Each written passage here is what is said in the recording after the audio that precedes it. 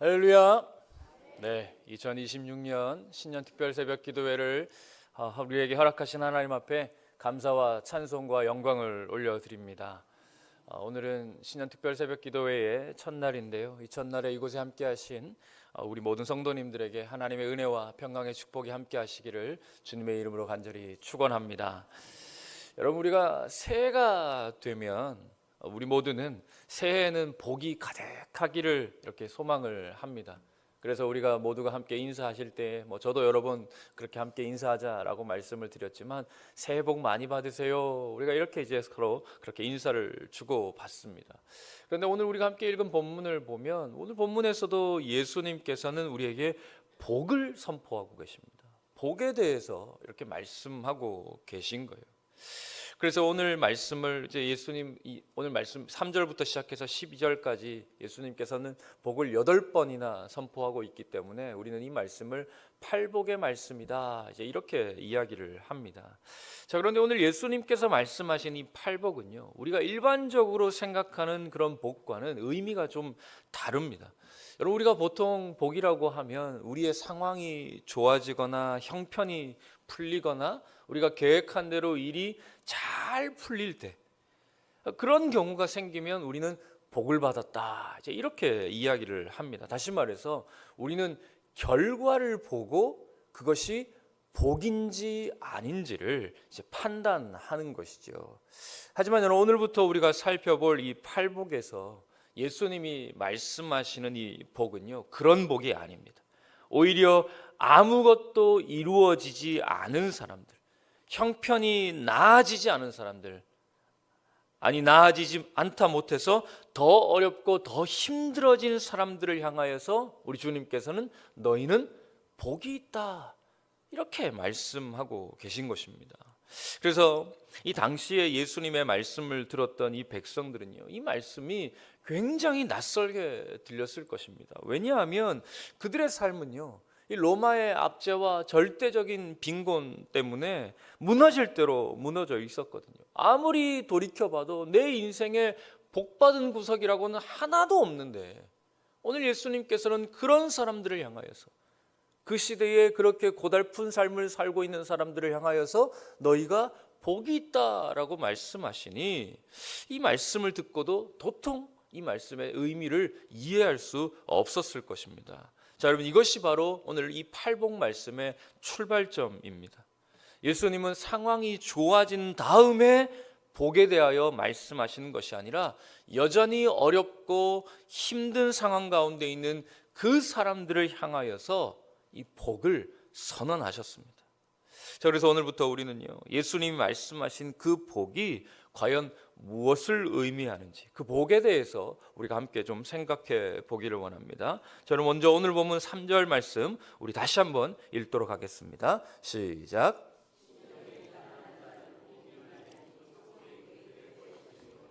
아멘.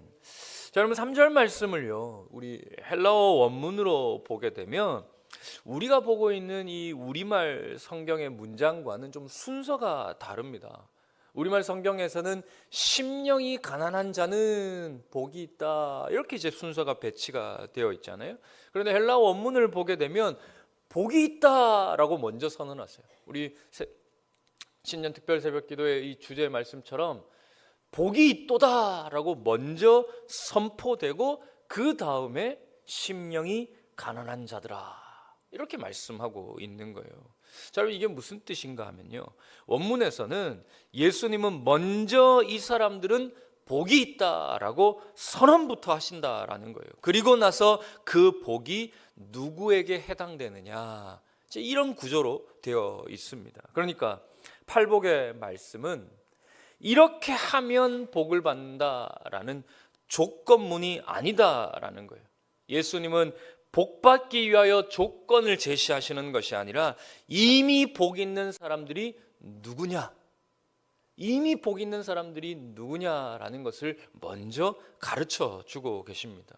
자, 이것은요 굉장히 중요한 차이예요. 여러분, 우리가 기본적인 생각으로는 이렇게 어떻게 생각하느냐 하면 우리가 복을 받으려면 늘 우리는 뭔가 해야 된다라고 생각을 하는 겁니다. 하나님 앞에서 무언가 하나라도 잘하는 구석이 있어요. 뭐 예배라도 잘 드리든지, 오늘 새벽에 이렇게 나오신 것처럼 새벽 예배라도 드리든지, 뭔가 헌금이라도 하고 봉사라도 하고 무언가 하나님 앞에서 우리가 해야만 복을 받을 수 있다. 그런 구석이 단 하나라도 있어야 하나님 앞에 복을 받을 수 있지, 그렇지 않으면 복을 못 받는다. 이런 개념들이 우리 안에 있는 겁니다. 그래서 오늘 본문 3절을 대하면서도 심령이 가난해져야만 우리가 복 받을 수 있다. 오늘 문장을 이렇게 이해하고 읽는 경향들이 있다라는 것이죠. 하지만 여러분, 오늘 이 팔복의 말씀은요, 복을 받기 위한 자격 시험이나 조건문이 아닙니다. 이 팔복의 말씀은 이미 하나님 나라에 들어온 백성들, 즉 하나님의 통치를 받기로 결단한 사람들에게 이미 주어져 있는 신분과 상태를 말씀하시는 그런 구절입니다. 그러므로 이 복은 우리가 애써 수고하여 얻어내는 보상이 아닙니다. 팔복은 하나님께서 값없이 우리에게 주시는 은혜의 선물입니다. 오늘 예수님께서는 무언가 대단한 것을 이뤄낸 사람들에게 이 복을 주시겠다라고 말씀하시는 것이 아니라 오히려 반대이지요.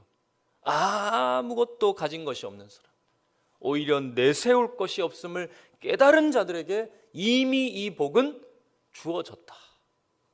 이미 그들에게 이 복은 있다라고 선언하고 있습니다. 사랑하는 성도 여러분, 이것을 믿으실 수 있기를 바랍니다. 오늘 우리가 2026년도를 시작하면서 우리가 복 받아야 할 복, 우리가 붙들어야 할 복이 바로 이것입니다.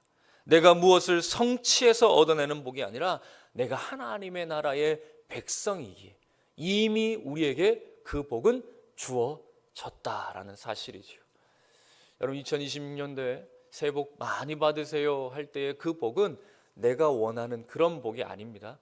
여러분, 머리의 생각을 좀 바꾸실 수 있기를 바라요. 오늘 하나님께서 우리에게 주고자 하시는 진정한 복은 내가 무언가를 노력하여 내 삶의 형편이 나아지는 어떤 복이 아니라 하나님께서 우리에게 진짜 주고 싶어 하시는 하나님 나라의 백성으로서의 그 신분과 그 상태, 그것으로 인하여 저절로 우리에게 주어지는 그 복이다라는 것입니다. 오늘 그 복을 다 받아 누리는 저와 여러분 되실 수 있기를 주님의 이름으로 간절히 축원합니다. 자, 그렇다면 오늘 본문에서 예수님이 말씀하신 이미 복이 있는 자, 곧 심령이 가난한 자는 구체적으로 누구를 말씀하시는 것일까요?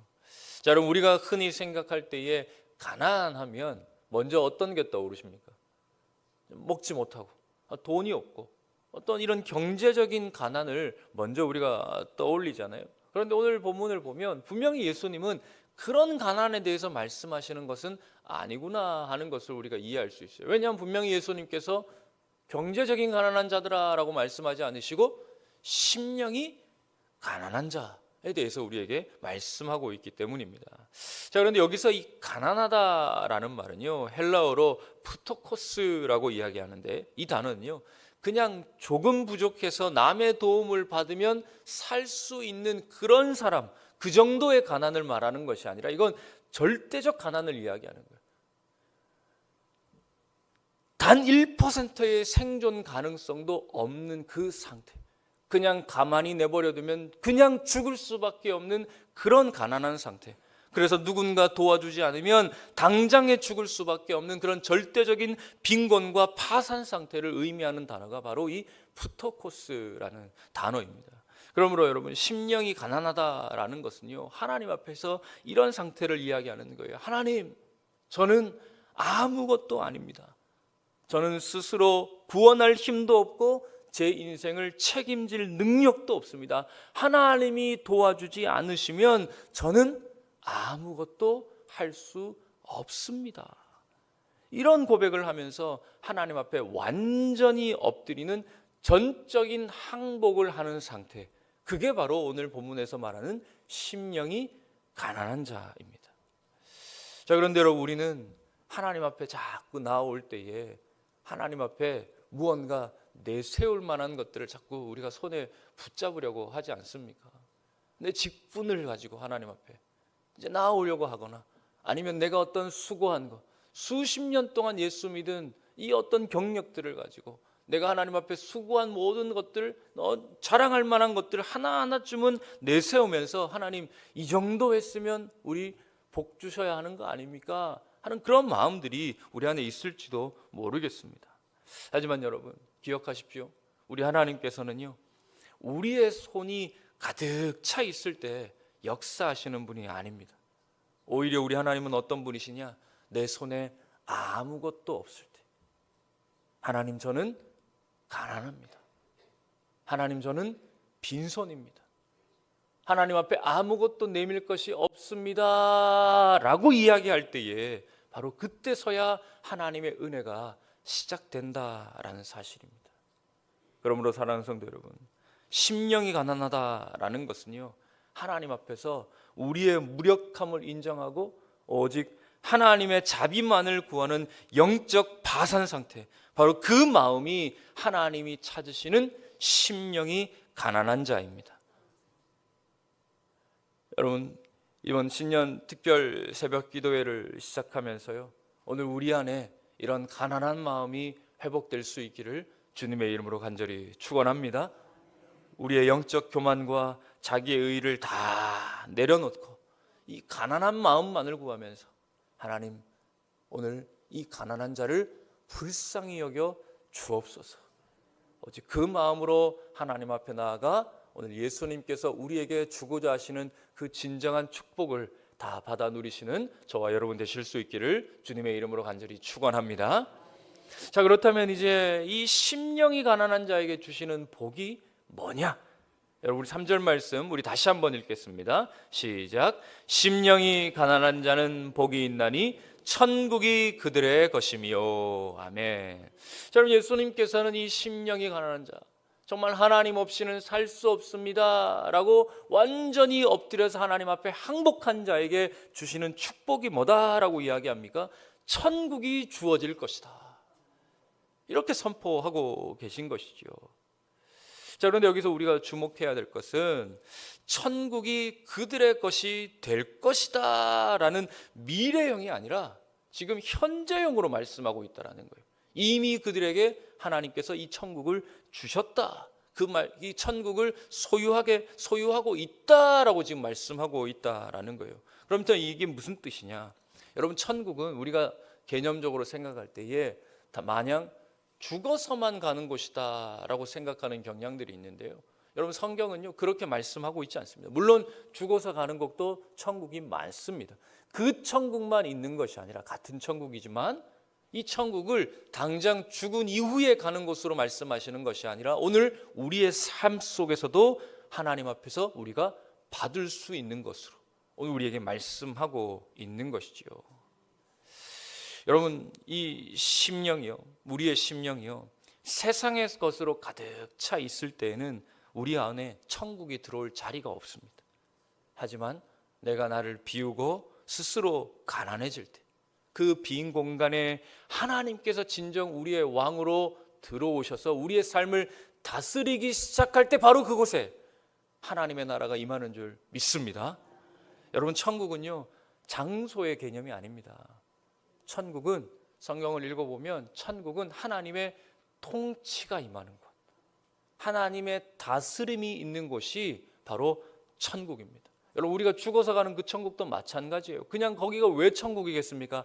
하나님이 거기에 계시고 하나님이 그것을 다스리기 때문에 바로 그것이 천국인 것이요. 그러니 오늘 우리의 삶의 자리에, 우리의 이 빈 마음 가운데에 하나님께서 임재하셔서 우리의 마음을 다스리신다면, 여러분, 오늘 우리의 이 빈 마음이 바로 천국인 줄 믿습니다. 그러니 천국은 장소의 개념이 아니라 통치의 개념으로 바꾸어야 합니다. 여러분, 당시에 이 로마의 압제를 받던 그 당시의 백성들에게 예수님께서 이 하나님의 통치에 대해서 말씀하신 거예요. 너희가 지금은 비록 로마의 압제를 받고 가난하고 힘들지만 너희가 전적으로 하나님을 의지하고 하나님을 바라보는 심령이 된다면 바로 지금 너희 안에 하나님의 나라가 임한다.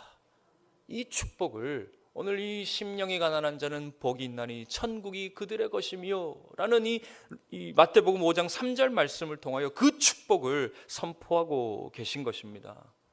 그러므로 사랑하는 성도 여러분, 2026년 한 해 동안 우리가 소유해야 할 최고의 복이 무엇이겠습니까? 내가 생각한 것, 내가 바라는 것, 여러분 그게 다 이루어지는 것, 여러분 그게 우리의 진정 우리가 받아야 할 복일까요? 오늘 2026년도를 시작하면서 아마 많은 기도의 제목들을 내셨을 텐데 그 기도의 제목들이 보면 대체로 그런 복들입니다. 잘 되게 해주세요. 내가 하는 일 잘 되게 해주시고 우리 자녀들 잘 되게 해주십시오. 그걸 바라지 말자라는 것이 아닙니다. 그러나 하나님께서 우리에게 진정으로 주고자 하시는 복은 내가 생각하는 복과는 좀 다르다라는 것을 여러분 이 포엘복의 말씀을 통하여 분명히 깨달으실 수 있기를 바랍니다. 여러분 하나님께서 우리에게 주고자 하시는 복은 더 큰 복입니다.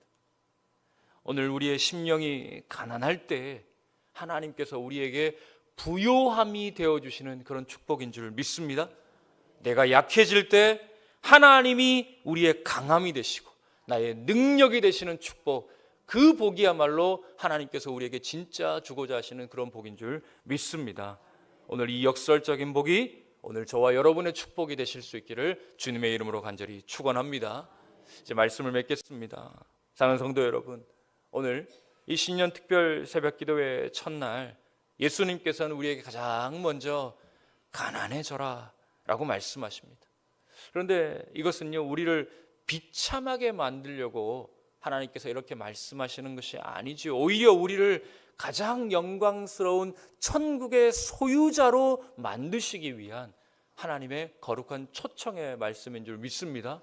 그러므로 여러분 심령이 가난해진다라는 것은 어떤 미사오구도 아니고 굉장히 멀리 있는 그런 말씀도 아니라 오늘 우리의 삶에 당장 이루어야만 하는 하나님께서 우리에게 진짜 주고자 하시는 그런 축복이다라는 것이죠. 여러분 세상은 끊임없이 우리에게 가져라, 쌓아라, 높아져라 라고 유혹합니다. 그래야 복을 받을 수 있다. 그것이야말로 진짜 복이다. 우리에게 자꾸 유혹을 하지요. 그러나 우리 주님께서는 반대로 말씀하십니다. 비워라, 낮아져라.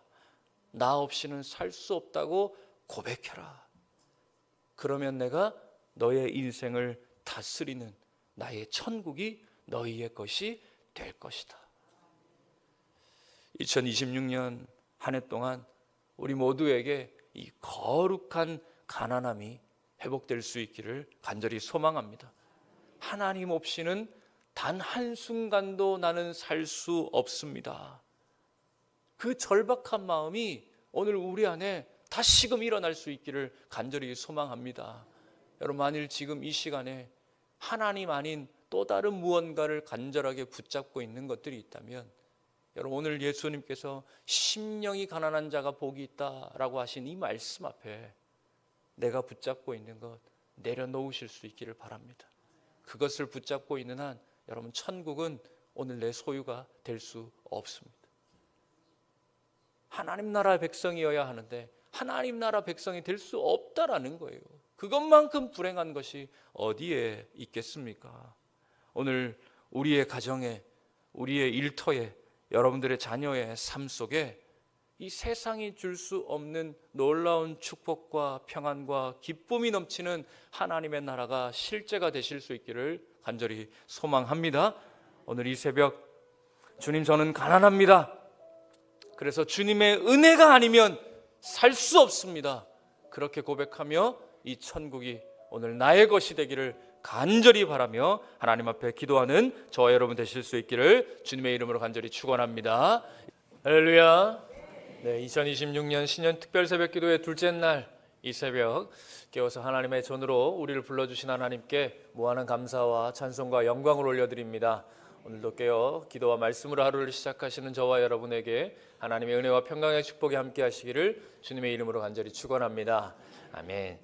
여러분 어제 우리는요 팔복의 첫 번째 말씀을 우리가 살펴보았습니다. 예수님께서 말씀하시는 복은 우리가 생각하는 복과는 좀 다른 의미의 복임을 우리가 말씀을 통해서 확인을 했습니다. 형편이 좋아져서 오는 복이 아니고 또 상황이 바뀌어서 복이 되는 것이 아니라 하나님 앞에 서 있는 사람에게는 그 사람의 형편과 상황과 결과와 관계없이 이미 그 사람에게는 하나님의 복이 선포되어졌다라는 것을 우리가 어제 말씀을 통해서 보았습니다. 특별히 어제는 우리가 심령이 가난한 자는 복이 있다라는 말씀을 통해서 하나님 앞에 전적으로 엎드리는 사람, 자기 힘으로는 아무것도 할 수 없습니다 라고 하나님 앞에 전심으로 고백하는 그 사람에게는 이미 복이 있다, 하나님께서 그에게 이미 복을 주셨다라는 것을 우리가 이제 들었습니다. 자, 그런데 여러분, 이 첫 번째 복 다음에 이어지는 오늘 이 두 번째 복을 보면요, 사실 첫 번째 복보다 좀 더 이해하기가 어려운 말씀을 우리에게 하고 있음을 보게 돼요. 여러분, 오늘 두 번째 복이 어떤 복입니까? 애통하는 자는 복이 있다, 이렇게 말씀하십니다. 어제도 좀 상식과 어긋나기는 했지만 오늘 이 두 번째 복의 말씀은 우리의 상식과 완전히 어긋나는 말씀이 아닌가 그런 생각을 해요. 여러분, 보통 우리는요, 애통하면 복이 없다라고 생각하죠. 울고 가슴을 치고 지금 마음을 찢고 있는데 여러분, 그게 어떻게 복이 있다라고 말할 수 있겠습니까? 그런데 오늘 본문에서 분명히 예수님께서는 그런 자에게, 애통하는 자에게 복이 있다라고 말씀하세요. 어제는 가난한 자가 복이 있다라고 하시더니 오늘은 애통하는 자가 복이 있다라고 말씀하시는 거예요. 그래서 어제도 말씀을 드렸지만 당시에 처음 이 말씀을 들었던 사람들의 입장에서는요, 이 말씀은 도무지 이해할 수 없는 말씀이었어요. 여러분, 어제도 말씀을 드렸지만 그 당시의 사람들은요, 삶의 고통이 이만저만이 아니었거든요. 나라가 없습니다. 로마의 압제에 의하여서 나라를 빼앗겨 버렸어요. 그리고 절대적 빈곤으로 인하여서 오늘 죽어도 이상할 것이 없을 만큼 굉장히 고통스러운 삶을 살아가고 있었습니다. 그로 인하여서 날마다 눈물을 흘리며 살아가는 그런 인생인데, 그런 사람들에게 눈물을 흘리는 자가 복이 있다. 여러분, 그들의 귀에 이 말씀이 어떻게 들렸겠습니까? 자, 그런데 여러분, 이 말씀은 그 당시의 사람들에게만 이해할 수 없는 말씀이 아니라 사실 21세기 그때보다는 많이 나아졌다라고 하지만 여전히 눈물 흘릴 일이 가득한 이 시대에 이 땅을 살아가는 오늘 이 대한민국의 백성들에게 이 말씀은 여전히 이해하기가 어려운, 오늘 우리에게 이해하기 어려운 동일한 말씀인 것은 사실입니다. 자, 그렇다면 오늘 예수님께서 이 말씀하시는 애통하는 자가 복이 있다라는 이 말씀은 도대체 무슨 뜻일까 하는 말씀, 우리가 이제 이 복에 대해서 우리가 좀 살펴보기를 원합니다. 자, 그럼 오늘 4절 말씀 우리 다시 한번 읽겠습니다. 시작. 애통하는 자는 복이 있나니 그들이 위로를 받을 것이며. 자, 그럼 오늘 본문에서 말씀하시는 이 애통이라는 단어는요, 헬라어로 펜테오라고 합니다. 이 펜테오라는 말은 또 어떤 말인가 하면 성경에 보면 슬픔을 나타내는 단어들이 여러 종류의 말들이 있어요. 그런데 이 슬픔에도요, 사실은 단계가 좀 있지요. 이 슬픔을 나타내는 것도 여러 단계가 좀 있을 수 있는데, 이 애통이라는 말을 나타내는 이 펜테오라는 말은 슬픔 가운데에서도 사실은 가장 강렬한 슬픔을 나타내는 단어가 바로 이 펜테오라는 단어입니다. 가령 주로 사랑하는 사람이나 가족을 잃었을 때 이 겪는 그 아픔으로 인하여 흘리는 그 눈물, 그 슬픔을 뜻할 때 나타나는 단어가 바로 이 애통, 이 펜테오라는 단어입니다. 마가복음에 보면 대표적으로 이 단어가 언제 사용되느냐 하면 예수님께서 십자가에 달려 죽으신 이후에 그 제자들과 그것을 바라보던 그 사람들이 슬퍼했다라는 말이 나오는데, 그때 사용된 단어가 바로 이 펜테오입니다. 이 애통이라는 말과 똑같은 단어를 사용하고 있는 거예요. 자, 그러니 여러분, 이 단어의 뜻을 알고 나니까 사실 오늘 이 본문이 더 이해가 안 되지 않습니까? 적당한 슬픔도 아니고 자식을 잃어버린 그때 느끼는 그 슬픔 같은 그 극심한 슬픔을 가진 자가 복되다, 그런 슬픔을 가졌는데 오늘 예수님께서는 그런 사람들을 향하여 복되다라고 말씀하시니 여러분 이 예수님께서 오늘 왜 이렇게 말씀하시는 것일까? 그것은요, 이 애통이 내 신세가 처량해서 흘리는 눈물이 아니기 때문입니다. 여러분 이 말씀은요, 어제와 연관해서 우리가 살펴볼 필요가 있어요. 이 눈물은 언제 흘리는 눈물이냐? 이 슬픔은 언제 느끼는 슬픔이냐? 심령의 가난함에서부터 터져 나오는 눈물입니다. 하나님, 저는 정말 아무것도 아닙니다. 여러분 혹시 이런 슬픔 느껴보신 적 없으십니까? 하나님 앞에 섰을 때에 내가 아무것도 아닌 것이다, 아무것도 아니다라는 것을 깨닫는 순간 터져 나오는 그 슬픔이 있거든요. 하나님 앞에 나는 아무것도 할 수 없다라는 그 애통함이 내 마음속에서 터져 나올 때가 있는 것입니다. 내 힘으로는 도저히 나는 구원받을 수 없는 존재다라는 것을 처절하게 깨닫는 순간 여러분 우리 심령에서는요, 말할 수 없는 슬픔이 터져 나오는 것을 우리는 경험하게 되는 것입니다. 바로 그러한 사실을 뼈저리게 깨달은 사람이 하나님 앞에서 자신의 그 비참함을 깨닫고서 흘리는 그 눈물, 그 애통, 그 찢어지는 마음, 오늘 그것을 성경은 애통이다라고 말하고 있는 것입니다. 여러분 다윗을 한번 생각해 보십시오.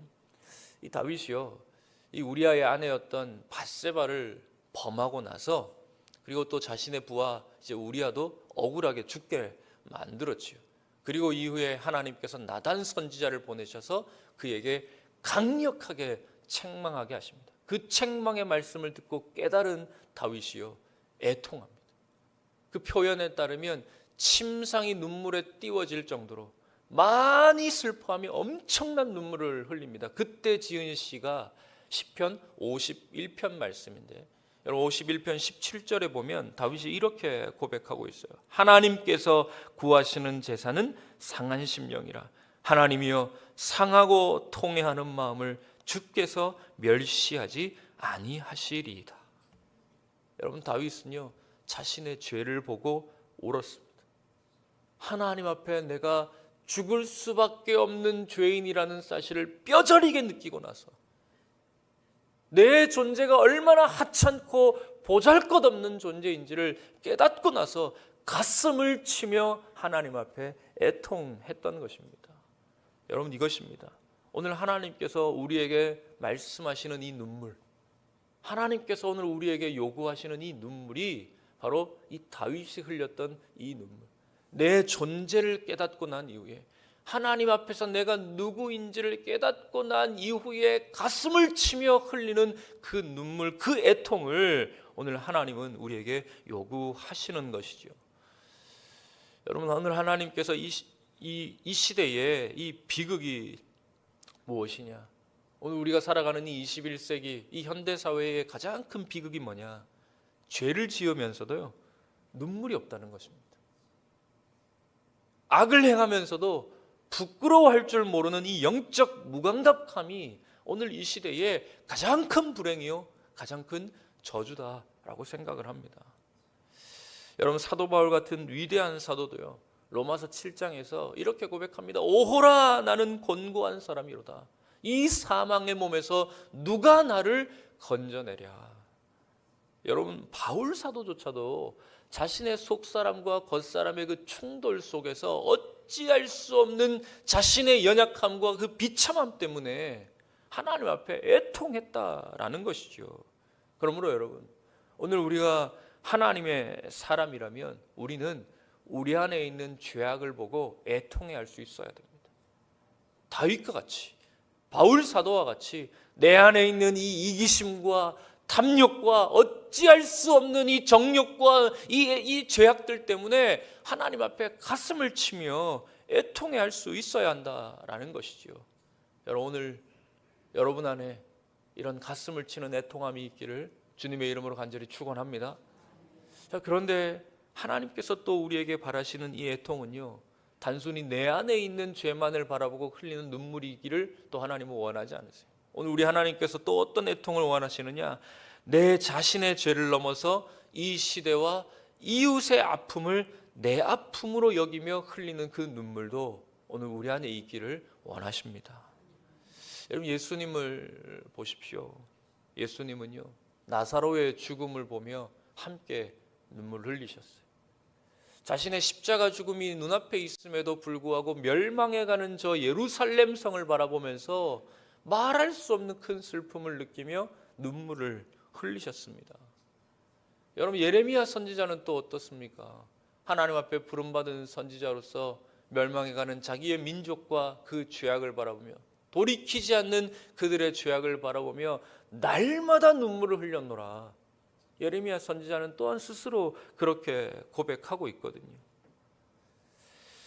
여러분, 다른 사람의 불행과 죄악을 보며 함께 울어줄 수 있는 마음, 오늘 주님은 바로 그런 마음을 가진 자들을 향하여 복이 있다 말씀하고 계십니다. 사랑하는 성도 여러분, 오늘 우리가 흘리는 이 눈물은요, 메마른 대지에 새 생명을 움돋게 하는 그런 단비와 같습니다. 눈물을 흘릴 줄 아는 그 사람을 통하여 오늘 하나님께서는 나에게, 내 자신에게 뿐만 아니라 오늘 이 시대에도 그런 사람을 통하여 역사하시기 때문입니다. 특별히 오늘 나의 죄에 대하여 민감하게 흘리는, 그 민감하게 반응하며 흘리는 그 눈물은요, 오늘 우리의 영혼, 죽어가는 우리의 영혼을 옥토로 바꿀 줄 믿습니다. 2026년 한 해 여러분, 이 특별 새벽 기도에 무엇을 기도하기 위하여 나오셨습니까? 오늘 우리의 기도가요, 단순히 이것 주십시오, 저것 주십시오 라는 그 요구하는 기도가 아니라 오늘 주님 앞에 이런 기도가 되었으면 좋겠습니다. 주님, 저는 죄인입니다. 주여, 나를 불쌍히 여겨 주옵소서. 이 거룩한 애통함이 회복되는 우리 특별 새벽 기도의 이 둘째 날이 될 수 있기를 주님의 이름으로 간절히 축원합니다. 자, 그렇다면 오늘 주님께서 이 애통하는 자에게 복이 있다라고 말씀하시는데 그에게 주시는 복이 무엇이냐? 여러분, 오늘 말씀을 보니까 애통하는 자에게 어떤 복을 주시겠다 말씀하세요? 그들이 위로를 받겠다 말씀하고 있죠. 자, 그럼 여기서 말하는 이 위로라는 단어는 헬라어로 파라칼레오라고 하는데, 이 단어는요, 이 합성어예요. 이 곁에라는 뜻의 이 파라와 부르다라는 말의 칼레오가 이렇게 합쳐진 단어인데, 다시 말해서 오늘 본문에 나오는 이 위로라는 것은요, 멀리서 야 힘내, 울고 있는 사람을 향하여서 멀리서 보면서 너 힘내야 돼 이렇게 말하는 것이 아니라 하나님께서 그 고통당하는 자에 가까이 오셔서 그 곁에서 그 따스한 음성으로 그를 불러 세우시고 직접 그의 눈에 눈물을 닦으시며 함께 하시는 그 위로를 오늘 이 말씀을 하고 있는 것입니다. 여러분, 성경에서요, 이 성령님을 뜻하는 또 다른 단어가 있는데 혹시 뭔지 아십니까? 부르는, 그렇죠. 성령님을 우리는 보혜사라고 부릅니다. 그때 이 보혜사라는 단어가 파라클레토스, 사실 파라칼레오와 똑같은 뜻을 가진 단어예요. 여러분, 이 말은 이 성령님은 어떤 분이시냐? 우리의 곁에 오셔서 우리를 도우시고 위로하시는 분이다라는 뜻이에요. 여러분, 성령님 우리에게 방언만 주시는 분이 아닙니다. 그런 능력만 주시는 분이 아니에요. 성경이 진짜 말하는 이 성령님의 뜻은 뭐냐? 우리의 곁에 오셔서 우리를 위로하시고 우리를 도우시는 분, 우리와 함께 하시는 분, 우리의 눈에서 눈물을 닦으시는 분, 바로 그분이 성령님이다라고 성경은 우리에게 말씀하고 있는 거예요. 그러니까 여러분, 애통하는 자가 받는 복은 어떤 복이냐? 바로 성령 하나님이 내 곁에 오셔서 나를 붙들어 주시는 복입니다. 여러분, 세상은요, 눈물 흘리는 사람 별로 좋아하지 않습니다. 웃고 있는 사람을 좋아하지, 웃는 사람 좋아하지. 그래서 자꾸 웃어라 웃어라 그러지. 여러분, 얼굴도 웃상 좋아하지 울상 좋아하십니까? 그렇지 않죠. 오늘 새벽에 오니까 울상이 많으신데 지금도 웃으니까 좋네요. 여러분, 세상은 우는 사람 별로 안 좋아합니다. 울고 있으면 별로 멀리 하려 하고 가까이 하지 아니려 합니다. 그들의 속사정 별로 듣고 싶어 하지 않습니다. 그러나 우리 하나님은 어때요? 우리가 울고 있을 때, 오히려 우리가 울고 있을 때 우리에게 더 가까이 다가오셔서 우리의 마음을 만져주시는 분이 바로 우리 하나님이십니다. 여러분 시편 34편 18절에 보면 이런 말씀이 있습니다. 돌아가시면 이 말씀 꼭 한번 읽어보십시오. 시편 34편 18절에 이런 말씀이 있어요. 여호와는 마음이 상한 자를 가까이 하시고 충심으로 통회하는 자를 구원하시는도다. 할렐루야. 여러분 하나님은 마음이 아파하는 자를 가까이 하십니다. 오늘 눈물 흘리는 자를 가까이 하십니다. 그리고 여러분 우리 하나님께서 주시는 위로는요, 세상이 잠깐 주는 그런 위로와는 차원이 다른 위로입니다. 이사야 61절 3절에도 이렇게 말씀하고 있어요. 무릇 시온에서 슬퍼하는 자에게 화관을 주어 그 죄를 대신하며 기쁨의 기름으로 그 슬픔을 대신하며 찬송의 옷으로 그 근심을 대신하시고. 여러분 우리 하나님은 우리가 흘리는 그 눈물 젖은 얼굴에 기쁨의 기름을 발라주십니다. 근심의 옷을 벗기시고 찬송의 새 옷을 입혀주시는 분이십니다. 할렐루야. 이것이 바로 오늘 애통하는 자가 누리게 될 하나님의 위로입니다. 여러분 가룟 유다와 베드로를 한번 비교해 보십시오. 두 사람 다 공통점이 있어요. 둘 다 똑같이 예수님을 배반했습니다. 그런데 결과는요 너무나 달랐어요. 유다는 자신의 잘못을 후회하기는 했어요. 내 죄를 후회하기는 했어요. 그런데 어디까지는 나아가지 않았냐? 눈물로 애통하는 자리까지는 나아가지 않았습니다. 후회하며 그냥 자신의 생을 스스로 마감했지요. 결국 그 절망 속에 그는 멸망하고 말았습니다. 여러분 후회하는 자리까지만 나아가는 게 중요한 게 아닙니다. 자, 여러분 베드로를 보세요. 베드로는 어때요? 닭이 울 때 후회했어요. 주님을 배신했다라는 그 사실로 인하여 엄청나게 후회하고, 또한 동시에 그 베드로에게는 무엇이 있었습니까? 눈물이 있었죠. 애통했습니다. 슬퍼하며 흘리는 그 눈물이 이 베드로에게는 있었다라는 것이죠. 결국 그 애통의 눈물을 우리 주님께서는 보시고 그의 눈물을 닦으시고 다시 그에게 찾아오셔서 그를 위로하시고 그를 사명자로 다시 불러 세우시는 것을 우리는 말씀을 통해서 알 수 있습니다. 여러분 우리가 흘리는 눈물은요 절망의 끝이 아닙니다. 이 베드로를 통하여 우리는 분명히 확인할 수 있는 거예요. 오늘 우리가 흘리는 이 눈물은 절망의 끝이 아니라 하나님의 위로가 다시 시작되는 통로가 되는 줄 믿습니다. 여러분 우리가 내 죄 때문에 애통하며 울 때 우리 주님께서는 사죄의 은총을 베풀며 우리를 위로해 주세요. 우리가 고통 중에 눈물을 흘리며 울 때에 주님은 오히려 우리에게 찾아오셔서 내가 너와 함께한다 라고 말씀하시며 우리에게 평강의 축복을 허락해 주십니다. 여러분 그 위로를 경험한 사람, 그 위로를 경험한 사람은요 이 거친 광야와 같은 인생 속에서도 결코 흔들리지 않죠. 그러니 오늘 주님이 우리에게 그런 사람이 복이 있다, 그런 사람이 복이 있다라고 말씀하시는 거예요. 홀로 눈물 흘리고 있는 것이 아니기 때문에 그렇습니다. 사랑하는 성도 여러분, 오늘 이 새벽에 저와 여러분에게 이 눈물이 있기를 간절히 소망합니다. 나의 아픔으로 인하여서 하나님 앞에 눈물을 쏟아내십시오. 그리할 때 반드시 우리 성령 하나님께서 오늘 우리에게 찾아오셔서 약속하신 말씀대로 우리의 곁에 오셔서 오늘 우리를 위로해 주실 것입니다. 여러분 말씀을 맺겠습니다. 사랑하는 성도 여러분, 2026년 특별 새벽 기도회 둘째 날 주님은 우리에게 울어라 말씀하십니다.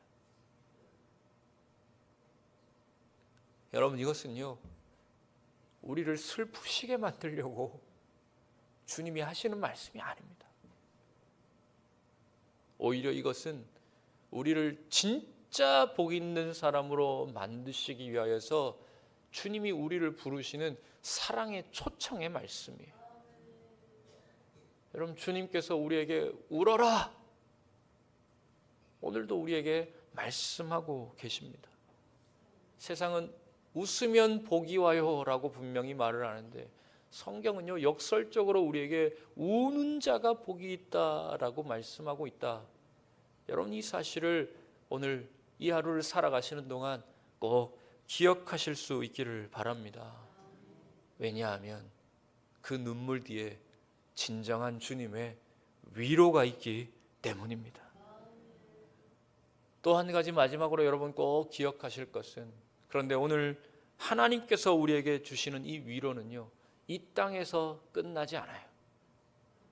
요한계시록 21장 4절 말씀에 보면 이렇게 약속합니다.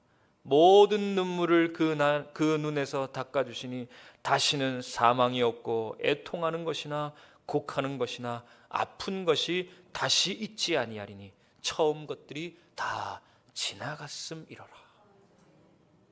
여러분, 하나님께서는 우리가 이 땅에서 흘리는 그 눈물 한 방울조차 가벼이 보지 않으십니다.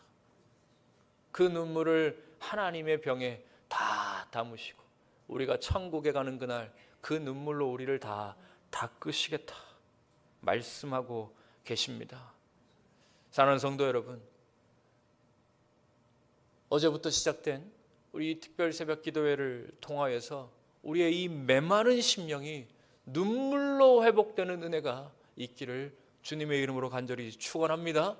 내 죄 때문에 울고 무너져가는 우리 교회와 이 땅을 바라보며 같이 눈물을 흘리고 고통받는 이웃을 향하여 함께 눈물을 흘리며 나아갈 때에 오늘 우리 하나님께서 우리 눈에 그 눈물을 닦으시고 세상이 줄 수 없는 그 위로로 오늘 우리를 위로해 주실 것입니다.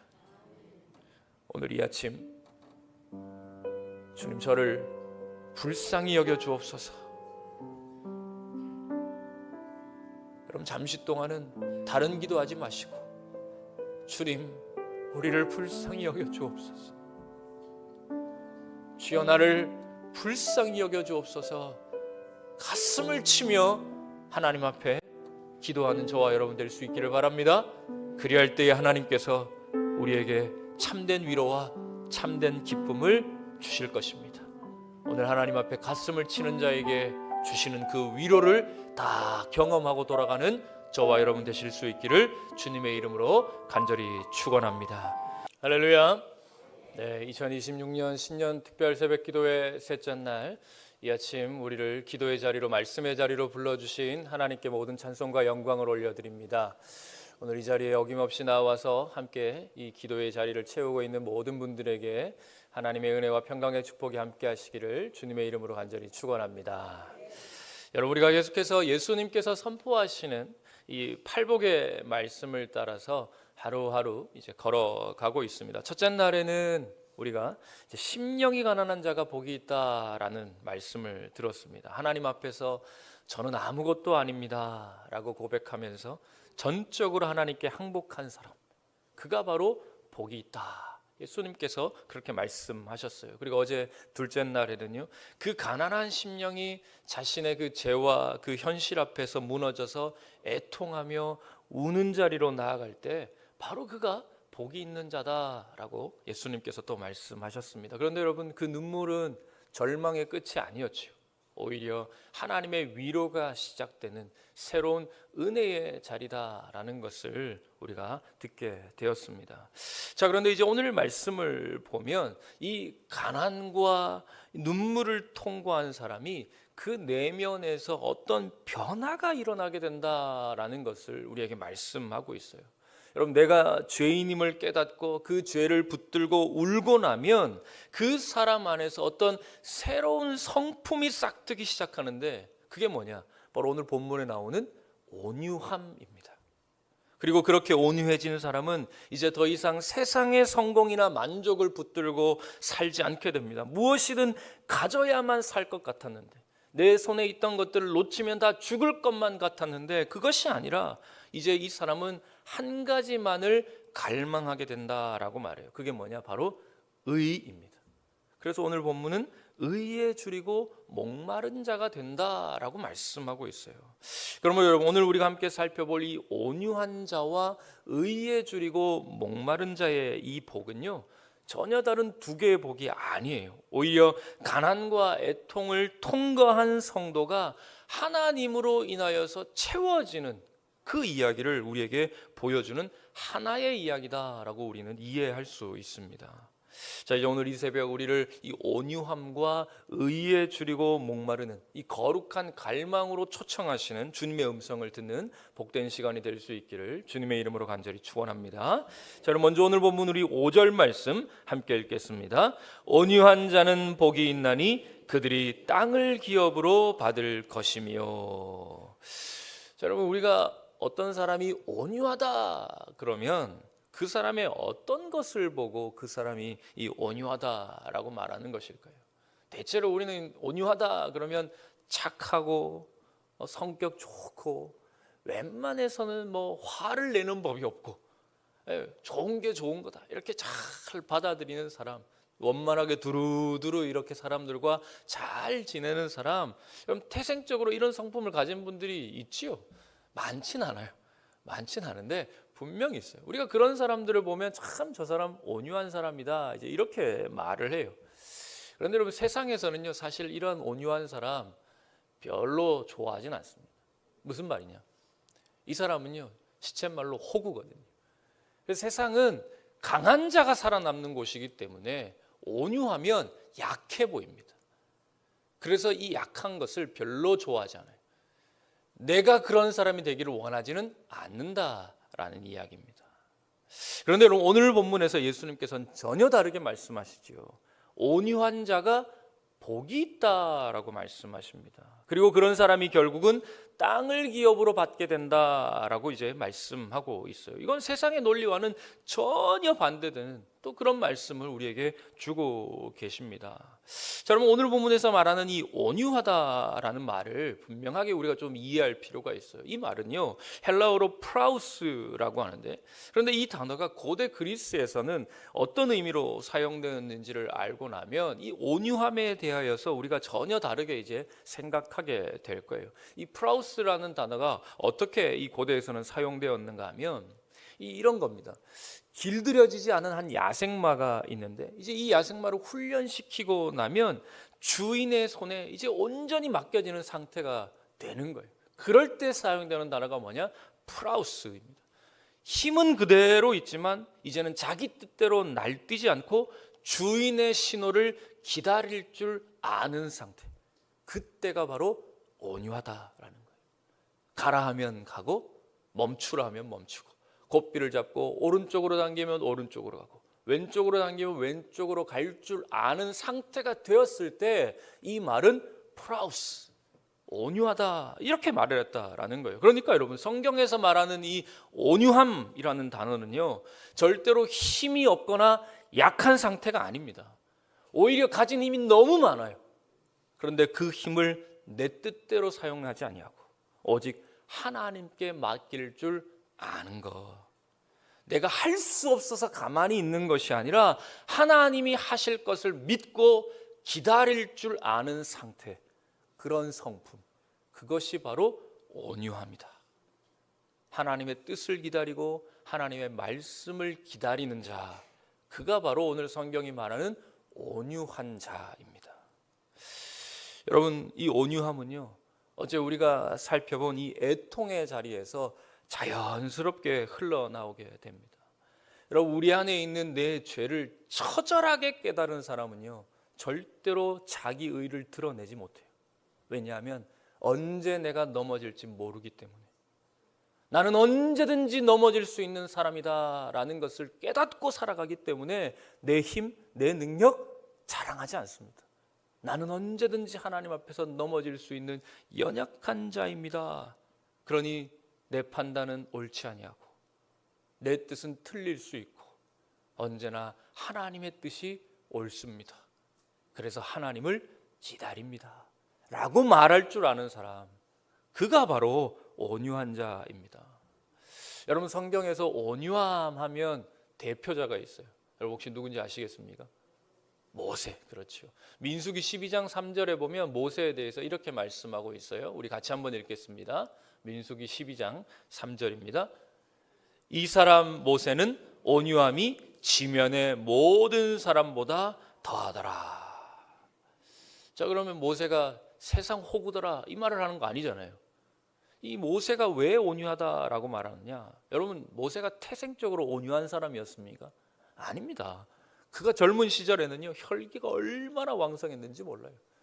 그래서 자기 의의를 가지고 정의를 이루려다가 누구까지 때려 죽였어요? 애굽 사람까지. 내 뜻대로 안 되니까, 내 마음대로 안 되니까, 저거 내 마음에 들지 않으니까 자기 손으로 그냥 애굽 사람을 때려 죽이는 그런 사람이 바로 이 모세였다라는 거예요. 그런데 하나님께서 그를 미디안 광야로 보내셔서 40년 동안 그를 낮추게 하셨어요. 그를 비우게 하셨습니다. 그리고 하나님을 기다릴 줄 아는 자로 만드셨어요. 그 과정 속에서 모세는요, 이제 자기 힘으로 무언가를 해보려는 사람이 아니라 철저하게 하나님의 뜻을 기다리는 사람, 철저하게 하나님의 때를 기다릴 줄 아는 온유한 사람으로 바뀌었습니다. 그래서 나중에 출애굽을 한 이후에 자신의 그 형제 자매였던 아론과 미디안마저 모세를 대적하잖아요. 그 지도권에 대하여서, 리더십에 대하여서 대항하며 일어났단 말이죠. 자기가 무엇을, 그때에도 모세는 그런데 자기 힘으로 무언가를 하려 하는 것이 아니라 하나님의 뜻에 맡겨버립니다. 예전 같았으면, 성격 같으면 상을 한번 판판 뒤집어 엎고도 남을 만한 그런 상황이었음에도 불구하고 모세는요, 자기 힘으로 무언가를 하지 않고 하나님께 모든 것을 맡겨버립니다. 그러자 하나님께서 직접 그 상황에 개입하셔서 이 아론과 미리암을 다 진압해 버리셨습니다. 여러분, 이것이 바로 온유한 자의 삶입니다. 싸우지 않아서 지는 사람이 아니라 하나님께 맡기기 때문에 결국 이기는 사람, 그가 바로 온유한 사람이 되는 것입니다. 자, 여러분, 바로 이 온유한 사람에게 하나님, 예수님께서는 이제 어떤 복을 약속하십니까? 오늘 본문을 보면 어떤 복을 약속하세요? 땅을 기업으로 받을 것이다, 이렇게 말씀을 하세요. 자, 그런데 여기서 말하는 이 땅이라는 거, 여러분 땅 참 좋아하시죠? 나도 땅 한 평 있었으면 좋겠다. 저기 우리 광명 바로 앞에 저기 11단지 내가 진작 사놨어야 되는데, 이제 그런 땅 우리가 생각할 수 있는데, 여러분, 저 지금 성경에서 말하는 그 땅은 우리가 아는 그런 부동산의 이 땅이 아니라 하나님께서 다스리시는 모든 영역을 이야기하는 겁니다. 하나님께서 내 삶을 책임지시는 모든 영역. 그래서 내가 억지로 무언가를 움켜쥐려 할수록 불안해지고, 그런 것이 아니라 하나님께 맡기고 기다릴수록 하나님께서 지키시고 하나님께서 베푸시고 하나님께서 다스리시는 그 모든 삶, 바로 그런 삶을 누리게 되는 복, 그것을 기업으로 하나님께서 우리에게 주시겠다, 오늘 말씀하고 있는 거예요. 사랑하는 성도 여러분, 오늘 2026년도를 시작하면서 우리 안에 이런 마음이 있기를 주님의 이름으로 간절히 축원합니다. 내가 앞서서, 하나님보다 앞서서 내가 해결하려고 애쓰는 삶이 아니라 하나님의 뜻을 기다릴 줄 아는 그 마음. 내 삶의 영역에 조급함이 있고 다급함이 있지요. 참 간절함이 있습니다. 그래서 무언가 당장에 내가 원하는 대로 일어나야 될 것만 같은 그런 생각이 내 안에 가득할 거예요. 2026년도를 시작하면서 아마 그런 한 가지 소원들 분명히 있을 겁니다. 그런데 오늘 온유한 사람은 하나님의 뜻을 기다릴 줄 압니다. 하나님의 때를 기다릴 줄 아는 거예요. 내 혈기로 반응하는 것이 아니라 하나님의 은혜를 묵묵히 기다릴 줄 아는 것입니다. 여러분, 그것이 바로 온유한 사람입니다. 그러므로 오늘 이 새벽에 여러분, 우리가 같이 이렇게 한번 기도하셨으면 좋겠습니다. 주님, 저는 제 뜻대로 하지 않겠습니다. 제 힘으로 하려고 하지도 않겠습니다. 오직 주님의 뜻을 기다리겠습니다. 여러분, 그렇게 기다리며 기도할 줄 아는 사람에게 오늘 하나님께서는 반드시 내가 그를 책임지겠다, 그 복을 주겠다라고 약속하고 계십니다. 할렐루야. 오늘 이 복을 다 받아 누리는 저와 여러분 되실 수 있기를 온유한 자에게 주시는 그 축복을 받아 누리는 그 은혜가 있기를 주님의 이름으로 간절히 축원합니다. 자, 여러분 계속해서 이제 6절 말씀 함께 읽겠습니다. 시작. 의에 줄이고 목마른 자는 복이 있나니 그들이 배부를 것임이요. 자, 여러분 이렇게 온유함으로 내 혈기와 내 뜻을 내려놓고 하나님을 기다리는 사람에게는요, 반드시 한 가지 특징이 이제 나타나게 돼요. 그게 뭐냐? 바로 의에 줄이고 목마르게 된다라는 것입니다. 그런데 오늘 본문에서 예수님께서는요, 이제 이걸 어떤 갈망이 생긴다라고 말하는데, 이 갈망을 그냥 적당히 바라는 정도로 말하고 있지 않으세요? 오늘 예수님은 줄이고 목마르다라고 이 상황을 표현하셨습니다. 자, 여러분 여기서 이 줄이고 목마르다라는 거, 여러분 우리도 줄여본 적 있으시죠? 목마른 적 있으시죠? 그럼 줄인 거, 밥 한 끼 안 먹어도 배고파서 저도 손이 덜덜 떨리고 그런 상태가 되고, 마실 물을 적당히 마실 때 마시지 못하면 목마름을 누구나 다 느낍니다. 그런데 지금 성경이 말하는 줄이고 목마름은요, 우리가 그냥 흔히 평소에 느끼는 그 배고픔, 평소에 느끼는 그 목마름 정도를 말하는 것이 아니라, 예를 들면 가령 이런 겁니다. 광야에서 지금 물 한 방울 마시지 않으면 숨이 딱 넘어갈 상태. 그래서 너무나 오랫동안 지금 굶주려서 빵 한 조각 지금 당장 먹지 않으면 당장 죽을 수 있는 그 상태, 그 정도의 줄임과 그 정도의 배고픔을 예수님께서 지금 말씀하고 있는 거예요. 절대적 굶주림과 절대적 목마름, 그 상태를 지금 이야기하고 있는 거예요. 자, 그런데 여러분, 오늘 우리에게는 이런 영적 갈망이 있으십니까? 당장의 주님 은혜가 없으면 죽을 것 같은 상태, 당장의 하나님의 말씀이 내 안에 들어오지 않으면 내가 정말 죽을 것 같은 그런 영적 갈망을 오늘 우리가 느끼고 살아가고 있는가 하는 말씀입니다. 그런데 여러분, 세상 사람들도요, 다 이런 갈망은 하나쯤은 다 가지고 있습니다. 돈에 줄여 있죠. 명예에 목말라 하고 있습니다. 쾌락에 지금 쾌락을 누리고 싶어서 어찌할 바를 알지 못하여서 세상 사람들도 그렇게 살아가고 있는 거예요. 그러나 여러분, 세상이 주는 그런 이 것들에 우리가 우리의 갈증을 해소하려 하면, 여러분 이건 마치 바닷물을 마시는 것 같아서, 여러분 바닷물은 어떻습니까? 목마름이 해결되지 않아요. 마시면 마실수록 더 갈급함, 그 갈망을 느끼게 되는 것, 그게 바로 세상이 주는 것들의 특징이다라는 거예요. 오늘 우리의 이 어떤 갈망이 있어서, 굶주림이 있어서 자꾸 세상 것들로 우리를 채우려고 하면 우리는 더 목마르게 되고 더 굶주리게 된다라는 것을 우리는 상식적으로 다 알고 있는 것입니다. 여러분, 그리스 신화에 보면 탄탈루스라는 사람의 이야기가 나오는데요, 이 사람이 이제 신들에게 벌을 받게 됩니다. 이제 뭔가 죄를 지었어요. 죄를 지어서 신들에게 벌을 받게 되는데, 그 벌의 내용이 참 기가 막힙니다. 그 벌의 내용이 뭐냐 하면, 강물에 이제 이 탄탈루스가 가만히 서 있는 거예요. 그런데 그 강물이 어떤 강물이냐면, 목까지 물이 찰랑찰랑 차오르는 그 강 한가운데에 가만히 서 있는, 움직이지 못하고 가만히 서 있는 그를 받게 돼요. 그런데 강물에 있지만 가만히 서 있으면 목마르잖아요. 그래서 고개를 숙여서 물을 마실 수도 있는데, 찰랑찰랑 차오르는 그 강물에 고개를 숙여서 물을 한 모금 마시려고 하면 갑자기 물이 쑥 빠져버립니다. 그래서 목마름을 해결하지 못해요. 그러다 배가 고파서 먹을 것이 없나 찾아보면 머리 위로, 하늘 위로, 머리 위로 고개를 들어보면 탐스러운 열매가 있어서 손을 뻗어 열매를 따려고 하면 그 가지가 하늘로 쑥 올라가 버립니다. 그래서 이 사람은 평생을 굶주림과 목마름 속에서 해결하지 못하고 계속해서 그 자리에 서 있게 되는 형벌을 받게 되는 것이죠. 여러분, 이 얼마나 끔찍한 고문입니까? 마실 물이 있는데 마시지 못하는 거예요. 먹을 것이 있는데 먹지 못하는 것입니다. 여러분, 하나님 없는 세상의 삶이 딱 이와 같지 않습니까? 저 돈만 벌면 행복할 것 같은데 돈을 잡아도 행복하지 않아요. 저 자리만 올라가면 만족할 것 같은데 저 자리에 올라가도 만족이 없습니다. 죽어라 그것을 위하여 달려왔는데 막상 그 자리에 서고 보면 손에 남은 것이 아무것도 없습니다. 그래서 금세 다른 갈증이, 다른 굶주림이 찾아오는 것이죠. 채워도 채워지지 않는 그 밑빠진 독과 같은 것이 바로 세상이 주는 것들의 공통점입니다.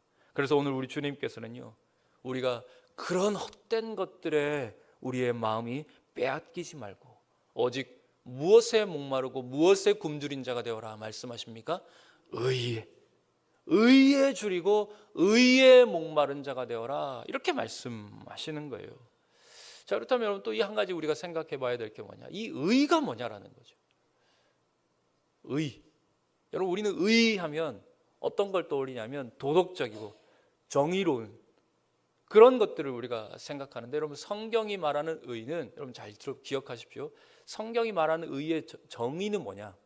이 의는 하나님 안에서의 올바른 관계입니다. 하나님과의 올바른 관계를 의라고 말합니다.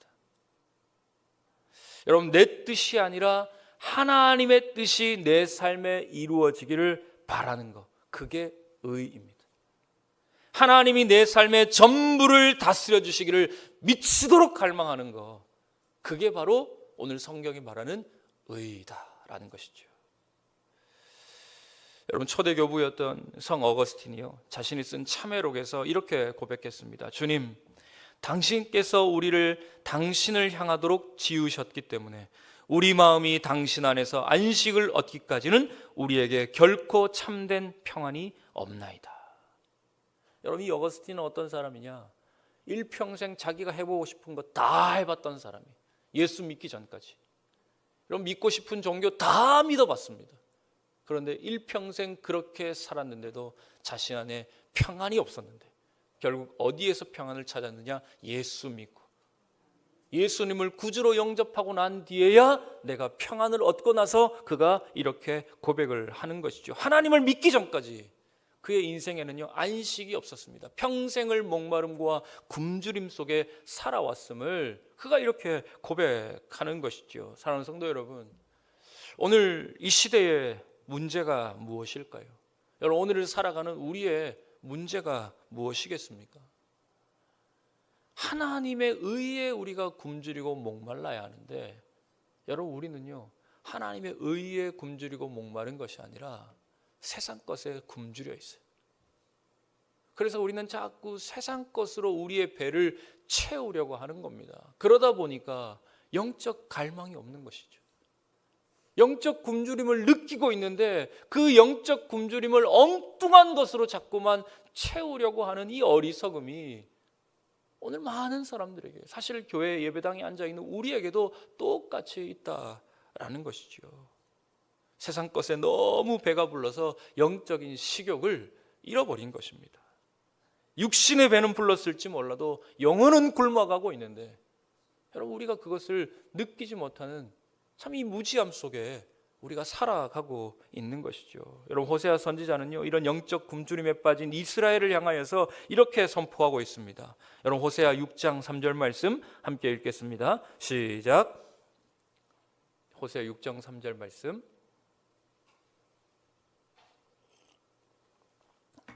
제가 읽겠습니다. 그러므로 우리가 여호와를 알자, 힘써 여호와를 알자. 그의 나타나심은 새벽빛같이 어김없나니 비와 같이 땅을 적시는 늦은 비와 같이 우리에게 임하시리라 하니라. 아멘. 여러분, 호세아 선지자는 무엇보다 하나님을 알아야 한다라고 간절하게 호소했습니다. 하나님과 바른 관계를 맺는 것에 목숨을 걸어야 한다, 그렇게 그 시대 속에서 외쳤던 것이죠. 여러분, 주님은 그렇게 하나님을 알고자 하는 자에게, 하나님께 자신의 목숨을 거는 자에게 어떤 복을 약속하고 계세요? 그들이 배부를 것이다. 여러분, 여기서 이 배부른 것은 육신의 음식으로 그 배가 잔뜩 부른 것과는 전혀 다른 배부름이죠. 하나님 한 분만으로 채워지는 영적 포만감을 느끼게 될 것이다. 그렇게 오늘 우리에게 복을 약속하고 계신 겁니다. 여러분, 하나님 한 분만으로 채워지면 여러분, 세상의 것이 없어도요, 배부릅니다. 내 손에 가진 것이 없어도 만족하며 살아가는 거예요. 주님이 내 안에 계시기에 나는 부족함이 없습니다. 믿음으로 고백할 줄 아는 그 사람이 되는 것입니다. 여러분, 성경에서 그렇게 고백한 사람이 있었어요. 그가 누구냐? 다윗입니다. 여러분, 우리가 잘 아는 시편 23편 1절 우리가 같이 한번 외워볼까요? 시작. 여호와는 나의 목자시니 내게 부족함이 없으리로다. 할렐루야. 여러분, 바로 이 다윗의 고백이 그와 같은 고백 아닙니까? 여러분, 그가 이렇게 고백할 때, 그가 왕궁에서요 편안하게 살고 있을 때 이렇게 고백한 게 아니에요. 침상에서 안락한 삶을 살고 있을 때, 나는 세상 것 다 가졌고 하나님도 나와 함께 하시니 나는 만족합니다, 이렇게 고백한 게 아닙니다. 그가 언제 이렇게 고백했어요? 사망의 음침한 골짜기를 지나고 있을 때, 현실을 보면 죽을 것 같은 고통이 그를 가득 차고 있을 때에, 그러한 상황 속에서 나는 여호와 한 분만으로 충분합니다. 하나님 한 분만 있어도 나는 만족합니다. 환경은 기근이었지만 하나님으로 인하여 나는 이미 배부릅니다. 이렇게 그가 고백하고 있는 것입니다. 사랑하는 성도 여러분, 2026년 한 해 여러분 무엇을 위하여 달려가기를 원하십니까? 세상에 썩어질 양식을 위하여 애쓰며 살아가시겠습니까? 아니면 나의 영혼을 배부르게 하는 하나님의 의를 위하여 달려가시겠습니까? 여러분, 세상의 헛된 것들에 여러분의 마음을 빼앗기지 마시길 바랍니다. 그거 아무리 채워도 여러분, 그거 결코 우리를 배부르게 할 수 없습니다. 오늘 성경은 우리에게 끊임없이 이 사실에 대하여 가르쳐 주고 계십니다. 여러분, 오직 예수 그리스도 안에서 우리가 얻게 되는 그 의에 목마르고 그 의에 줄이는 자가 되실 수 있기를 간절히 소망합니다. 그렇게 주님을 갈망하는 자에게 하나님은 세상이 알 수도 없고 줄 수도 없는 하늘의 평강으로 저와 여러분의 심령을 가득 채워 주실 것입니다. 이제 말씀을 맺겠습니다. 사랑하는 성도 여러분, 오늘 신년 특별 새벽 기도회 셋째 날, 주님께서는 우리에게 하나님을 기다리는 자에게 복이 있다 말씀하고 계십니다. 여러분, 오늘 우리 주님께서 주신 말씀을 따라서 우리가 함께 이렇게 기도하기를 원합니다. 주님, 제가 온유한 자가 되어서 내 뜻대로 살지 않고 주님의 뜻대로 살게 하옵소서. 세상의 것으로 배 채우려 하지 않고 오직 우리 주님으로 채우게 하옵소서. 이렇게 우리가 간구하며 나아갈 때에 2026년도 이 한 해가 영적으로 배부른 한 해가 될 줄 믿습니다. 오늘 우리 같이 한번 오늘 주신 말씀을 기억하면서 우리 함께 기도하며 나아가겠습니다. 네, 오늘도 이 신년 특별 새벽 기도의 넷째 날 아침 기도의 자리로, 말씀의 자리로 우리를 인도하신 하나님 앞에 감사와 찬송과 영광을 올려드립니다. 오늘 이곳 가운데 함께 하시는 저와 여러분에게 하나님의 은혜와 평강의 축복이 함께 하시기를 주님의 이름으로 간절히 축원합니다. 아멘. 여러분, 우리는 계속해서 예수님께서 선포하시는 이 팔복의 말씀을 따라서 하루하루 이렇게 팔복의 산을 우리가 올라가고 있습니다. 지난 3일 동안 우리가 살펴보았던 이 네 가지 복, 여러분 혹시 기억하십니까? 심령이 가난하고 애통하고 온유하고 의에 줄이고 목마른 자에게 복이 있다. 이제 예수님께서 우리에게 말씀해 주셨습니다. 자, 그런데 우리가 지금까지 살펴본 이 네 가지 복은요, 엄밀하게 따져보면 이 나와 하나님과의 관계에서 주어지는 그 복에 관한 말씀입니다. 다시 말해서 내가 하나님 앞에서 비워지고 낮아지고 오직 하나님으로만 채워지는 수직적 관계에서 오는 복이 바로 지금까지 살펴본 이 복의 말씀이었어요. 그런데 오늘 우리가 함께 읽은 이 7절부터 이 9절까지의 말씀은요, 이제 그 방향이 완전히 바뀝니다. 하나님과의 그 수직적 관계에서 이 말씀이 끝나는 것이 아니라 이제는 하나님을 만난 사람이 이웃과 세상을 향하여 어떻게 살아갈 것이냐, 곧 수평적 관계로 나아가는, 그 방향이 이제 완전히 바뀌는 그 말씀을 오늘 우리가 함께 살펴보게 될 겁니다. 자, 여러분, 은혜 받은 사람의 특징이 무엇일까요? 여러분, 은혜는요 고여 있을 수가 없어요. 여러분, 우리가 컵을 생각해 보면 이해하기 쉬운데, 여러분 컵 안에 컵이 여기 있으면 여기에 물을 따르면, 물을 계속해서 따르면 이 컵에 물이 무한정 담깁니까? 그렇지 않지요. 물은 반드시 차고 넘치게 되어 옆으로 흘러가기 마련입니다. 은혜도 똑같습니다. 은혜도 우리의 안으로 차고 넘치면 이것은 고여 있는 것이 아니라 밖으로 차고 넘칠 수밖에 없는 것입니다. 이처럼 하나님 앞에서 애통하고 가난한 마음으로 하나님 앞에 나아가 은혜를 입은 사람은요 반드시 그 은혜가 흘러 넘쳐서 우리의 주변에게, 우리의 이웃들에게 그 은혜가 영향을 끼치게 되어 있습니다. 마음이 청결해지고 나아가서 세상에 나아가 화평을 만드는 자가 되게 된다라는 것이죠. 바라기는 오늘 이 넷째 날 새벽 하나님께서 그 은혜를 내 안에만 가두는 것이 아니라 차고 흘러 넘치게 하셔서 진정한 복의 통로가 되는 그런 결단이 있는 은혜의 시간이 되기를 주님의 이름으로 간절히 축원합니다. 자, 여러분, 오늘 본문 7절 말씀 우리 먼저 같이 한번 읽겠습니다. 긍휼히 여기는 자는 복이 있나니 그들이 긍휼히 여김을 받을 것이미요. 자, 여러분, 7절에서 보신 것처럼 이 팔복의 다섯 번째 이 복은요 긍휼입니다. 자, 그런데 이 긍휼이 네 번째 복, 그 의에 줄이고 목마른 자 다음에 이 긍휼이 나온다라는 것이 사실 굉장히 의미가 있습니다. 자, 한번 잘 들어보십시오.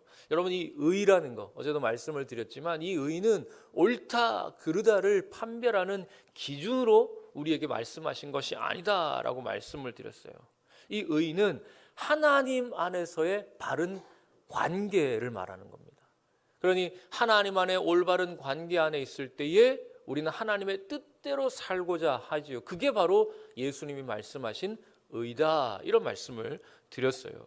그런데 여러분, 이 의가 자칫 잘못하면 아주 차갑고 무서운 그런 흉기가 될 수도 있습니다. 여러분, 긍휼이 없는 의를 한번 생각해 보십시오. 그건 아주 냉정합니다. 자칫 그 의에 충만한 사람은 다른 사람에게 이렇게 판단할 수 있는 거예요. 너 왜 하나님의 뜻대로 살지 않아? 너 이거밖에 안 돼? 이렇게 이제 말을 할 수 있는 것이죠. 내 안에 그 의가 충만하니까 자칫 상대를 그렇게 평가하고 판단할 수 있는 것입니다. 여러분, 예수님 당시에 바리새인들이 바로 이런 사람들이었어요. 그래서 이 바리새인들이 하나님의 의가 충만해서 어떻게까지 했어요? 예수님을 십자가에 못 박아 죽여버렸습니다. 여러분, 긍휼이 없는 의가 이토록 무서운 것입니다. 또 그런데 반대로 의가 없는 긍휼은 어떻습니까? 여러분, 이 의가 없는 긍휼은요 자칫 감상주의에 빠지기가 쉬워요. 무슨 말이냐? 죄를 무분별하게 용납하게 되는 것이죠. 여러분, 예수님께서 여러분 의가 있으시고 긍휼이 많으신 분이시잖아요. 그러니 이 예수님은 어떻게 하셨느냐? 성전에 들어가셔서 성전을 다 뒤엎어 버렸습니다. 하나님 안에서의 바른 관계 안에 있을 때 그들의 올바르지 않음에 대하여 무조건 용납하지 않으신다라는 거예요. 용서하시는 예수님이시지만 하나님과의 바른 관계 안에 있을 때 그 불의에 대하여 용납하지 못하시는 것이죠. 이처럼 여러분, 의와 긍휼은요 서로 때려야 뗄 수 없는 아주 밀접한 관계에 놓여 있다, 이렇게 생각할 수 있습니다. 자, 그렇다면 우리가 다시 한번 생각해 볼 것이 뭐냐? 이 긍휼이 뭐냐라는 거예요. 여러분, 긍휼 뭘까요? 쉽게 대답 못 하시겠죠. 이제 계속 내가 생각한 것 같고 좀 다른 말을 계속 하기 때문에. 여러분, 긍휼하면 우리는 착한 마음, 혹은 뭐 넉넉한 마음, 여유로운 마음, 이런 것들을 우리가 생각할 수 있는데, 여러분, 성경이 말하는 긍휼은요 그런 단순한 감정이 아닙니다. 여러분, 헬라어로 보면 엘레오스라고 하는데, 여러분, 이것은요 단순히 지나가다가 불쌍한 사람 보고 아휴 저 어쩌나, 이 정도를 가지고 긍휼이다라고 성경은 말하지 않습니다.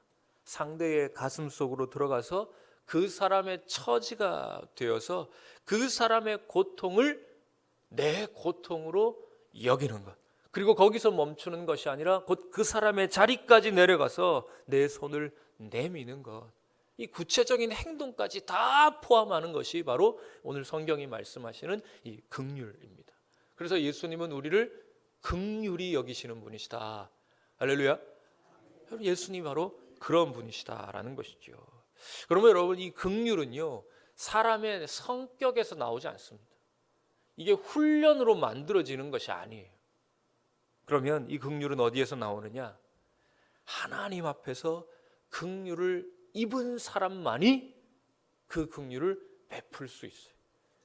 하나님의 긍휼을 진정으로 경험한 사람은 이 긍휼을 베풀 수밖에 없다라는 것이죠. 여러분, 하나님 앞에서 내가 얼마나 큰 죄인인지, 하나님 앞에서 얼마나 내가 자주 넘어지고 쉽게 죄를 짓는 사람인지, 여러분, 그래서 그 하나님의 긍휼을 깨달아 본 사람은요, 다른 사람을 쉽게 정죄하지 못하지요.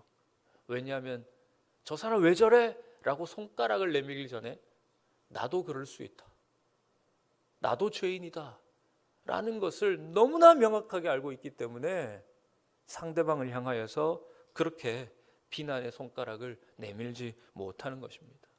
여러분, 이게 바로 긍휼의 출발점입니다. 내가 하나님 앞에 긍휼을 입은 사람이다라는 것이죠. 여러분, 1만 달란트를 빚진 그 빚진 자의 비유 아시죠? 누가복음에 나오는 이 비유인데, 여러분, 우리가 바로 그런 자 아닙니까? 우리의 힘으로는 도저히 갚을 수 없는 그 어마어마한 빚을 하나님 앞에 다 탕감받은 사람이에요. 여러분, 우리는 지옥 갈 수밖에 없는 죄인들인데, 가만히 내버려 두었더라면 멸망할 수밖에 없는 죄인들인데, 아니 이미 멸망을 했었지요. 그런데 예수님께서 멸망한 그 죄인들을 부르셔서 하나님의 자녀 삼아 주시고 그 십자가의 보혈로 우리를 천국으로 옮기셨습니다. 할렐루야. 그렇게 우리는 긍휼을 경험했습니다. 그 엄청난 긍휼을 체험한 사람만이 나에게 100달란트 빚진, 나에게 100데나리온이죠. 100데나리온 빚진 그 형제를, 그 이웃을 용서할 수 있는 거예요. 조금 섭섭하게 한 그 사람을 용서할 수 있고 불쌍히 여길 수 있는 것입니다. 여러분, 긍휼은요, 대가가 없지 않아요? 여러분, 긍휼은 엄청난 대가를 요구합니다. 시간을 내야 하고 마음을 써야 하고 때로는 내가 손해를 감수해야만 하는 겁니다. 그래서 이 긍휼은요, 은혜를 모르는 사람에게 절대로 나올 수가 없어요. 하나님께로부터 은혜를 받은 사람만이 이 은혜를 흘려보낼 수 있기 때문에 그렇습니다. 여러분, 이렇게 긍휼을 베푸는 자에게 예수님께서는 어떤 복을 약속하십니까? 그들이 긍휼히 여김을 받을 것이다. 여러분, 이것은요, 긍휼을 베풀어야 하나님이 우리에게 긍휼을 주신다라는 어떤 조건, 거래를 지금 말씀하시는 것이 아니에요. 이미 은혜로 사는 사람은 하나님의 그 긍휼 속에 계속해서 머물게 된다.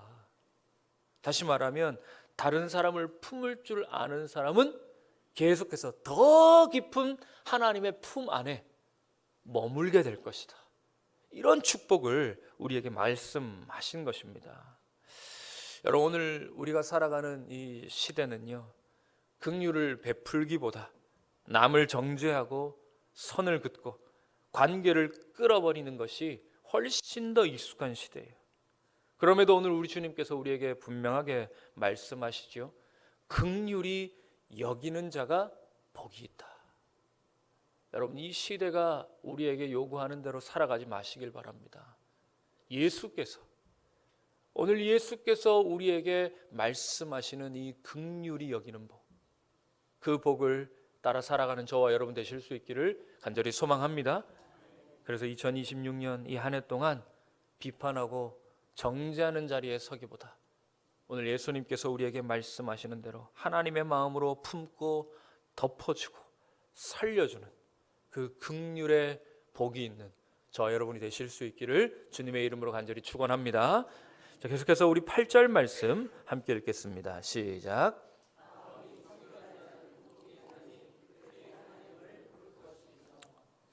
자, 여러분 이 말씀을 얼핏 들으면 굉장히 부담스러운 말씀이에요. 물론 팔복의 말씀들이 지금까지 다 부담스러운 말씀이었지만 이 마음이 청결하다라는 말씀만큼 더 부담스러운 건 없는 것 같아요. 왜냐하면 우리는 마음이 청결하지 않거든요.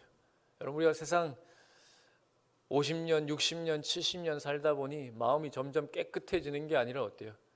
점점 살면 살수록 내 마음이 참 더럽구나.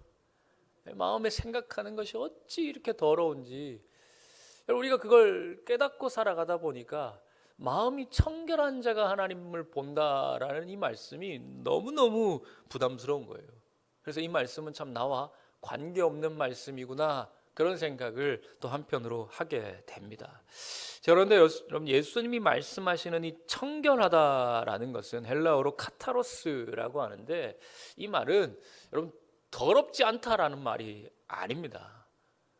원어에 가깝게 좀 더 그 뜻을 살펴보면 이건 더럽지 않다라는 것이 아니라 섞이지 않았다, 나뉘지 않았다, 하나로 모아졌다, 이런 뜻을 가지고 있어요. 그러니까 여러분, 마음이 청결하다라는 것은 내 마음 속에 죄가 없다, 이런 뜻이 아닙니다. 오히려 마음의 방향이 하나로 향해져 있다, 이렇게 이해를 하시면 더 좋을 것 같아요. 여러분, 다시 말하면 이런 거예요.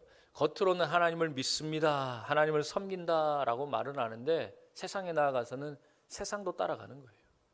그렇지 않은 거.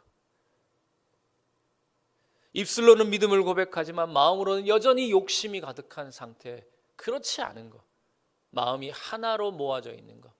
그게 바로 오늘 하나님 앞에서 청결한 자의 삶입니다. 하나님을 향하는 얼굴이나 세상을 향하여 있는 얼굴이나 다르지 않은 거예요. 교회 안에서의 모습이나 밖에서의 모습이나 다르지 않은 것. 그게 바로 오늘 하나님이 말씀하시는 청결한 자다라는 것입니다. 여러분, 예수님 당시에 이 바리새인 다시 한번 떠올려 보십시오. 여러분, 이 바리새인들은요, 당시의 기준으로 보면 청결하면 으뜸 가는 사람이었어요. 왜냐하면 밥을 먹기 전에는 항상 팔꿈치까지 다 씻어요. 그게 당시의 그 정결법이었습니다. 그리고 밥을 먹기 전에 항상 또 그릇도 깨끗하게 씻습니다. 얼마나 청결하게 유지하는지를 몰라요. 항상 옷도 깨끗하게 입고 그래야 된다. 그게 바로 하나님 앞에서 청결한 자다라고 이 바리새인들은 생각했던 것입니다. 그런데 그 바리새인들을 향하여서 예수님께서 뭐라고 말씀하십니까? 화 있을진저 회칠한 무덤이요, 저주의 말을 들었습니다. 여러분, 이게 무슨 말이에요? 회칠한 무덤이라는 건 그런 거거든요. 우리나라하고는 이제 이 장례법이 달라서 우리가 잘 모를 수도 있는데, 여러분, 이 회칠한 무덤이라는 건 속은 다 썩어져가는 시체로 되어 있지만 겉은 하얀색 회가루를 칠해가지고 겉은 이거 깨끗해 보이는 것이죠. 겉만 깨끗할 뿐이지 그 속은 어떻다는 겁니까? 다 썩어 있다는 것이죠. 바리새인들의 상태가 바로 그와 같았다라는 것입니다. 다시 말해서 바리새인들의 문제는 죄가 없는 것이 문제가 아니라 마음이 둘로 나뉘어져 있는 것, 그게 바로 문제다. 그래서 예수님께 화 있을진저 저주의 말을 들은 것입니다. 하나님을 섬긴다라고 말하지만 그 마음 가운데는 탐욕과 음란함과 이 온갖 욕심들이 가득하여 있으니 예수님께서 그들을 향하여 그렇게 저주의 말씀을 내뱉을 수밖에 없었던 것이죠. 그러므로 여러분, 마음이 청결하다라는 것은 죄가 많다, 청결하지 않다라는 것은 죄가 많다라는 뜻이 아니라 마음이 나뉘어 있다. 여러분, 야고보서 4장 8절에 보면 이런 말씀이 있어요. 두 마음을 품은 자들아, 마음을 성결하게 하라. 이 성결이 똑같은 말이거든요. 두 마음을 품으면 더럽다라는 것입니다. 오늘 하나님께서 우리에게 그렇게 말씀하고 있는 거예요. 하나님 사랑합니다. 교회에 와서는 하나님 찬양합니다. 얼마나 잘 고백하는지는 몰라요. 그런데 교회 문을 나서는 순간 돈 사랑합니다, 세상 사랑합니다. 여러분, 우리의 이런 모습을 오늘 예수님께서는 청결하지 않다라고 말하는 것이죠. 여러분, 한번 생각해 보십시오. 이 창문이 있어요. 지금 우리가 여기 본당에는 창문이 없지만 집에 이제 베란다 같은 창문이 있어요. 근데 창문이 잔뜩 먼지가 끼고 미세먼지 가득한 날 이제 창문이 봄철 뭐 한번 지나고 나면 더러워지잖아요. 그러면 밖이 잘 보여요, 안 보여요? 지금 집 창문은 깨끗하신가 봐요. 잘 안 보이죠. 여러분 밖에 경치가 없어서 안 보이는 거 아니잖아요. 창문이 더러워서 안 보이는 겁니다. 그런데 창문을 깨끗하게 닦고 나면 어때요? 잘 보이지요. 마찬가지입니다. 여러분 우리의 마음의 창문이 더러워져 있으면 하나님이 안 계셔서 안 보이는 것이 아니라 내 마음이 더럽기 때문에 하나님이 안 보이는 것입니다. 그러나 여러분 우리가 매일 날마다 말씀과 기도로 우리의 마음을 닦고 또 닦으면, 그리스도의 보혈로 우리의 마음을 날마다 깨끗하게 닦으면 여러분 하나님이 보일까요? 안 보일까요? 보일 수밖에 없는 것입니다. 오직 주님만 바라보는 그 청결한 상태를 우리가 유지할 수 있는 것입니다. 그래서 오늘 예수님 말씀하시죠. 그들이 하나님을 볼 것이며. 여러분 이것은 죽어서 천국 가서 하나님을 본다는 뜻이 아닙니다. 지금 이 세상을 살아가는 동안, 내가 이 땅에 발을 딛고 살아가는 동안에도 하나님을 본다, 그렇게 말씀하는 것이죠. 곧 지금 내 삶의 현장에서 하나님을 볼 수 있다라는 것입니다. 예배의 현장 가운데에서 하나님의 임재를 경험할 수 있다라는 것이지요. 도저히 소망 없는 고난의 현장 가운데서도 나를 여전히 붙들고 계시는 그 하나님을 내가 경험할 수 있다, 이렇게 말씀하는 것입니다. 여러분 이것이 바로 하나님을 보는 복입니다. 그러므로 사랑하는 성도 여러분, 2026년도 이 한 해 동안 여러분 하나님을 볼 수 있는 그 복이 저와 여러분에게 충만하기를 주님의 이름으로 간절히 축원합니다. 두 마음이 한 마음이 되어야 돼요.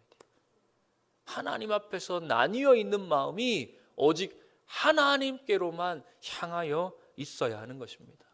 여러분 복잡한 마음을 하나님 앞에 다 내려놓으십시오. 오늘 우리의 위선적인 가면을 좀 벗어 버리십시오. 오직 주님 한 분만으로 만족합니다. 주님이면 충분합니다. 이 아멘 소리가 이렇게 작아가지고 하나님 보겠습니까? 여러분 주님 한 분만으로 충분합니다.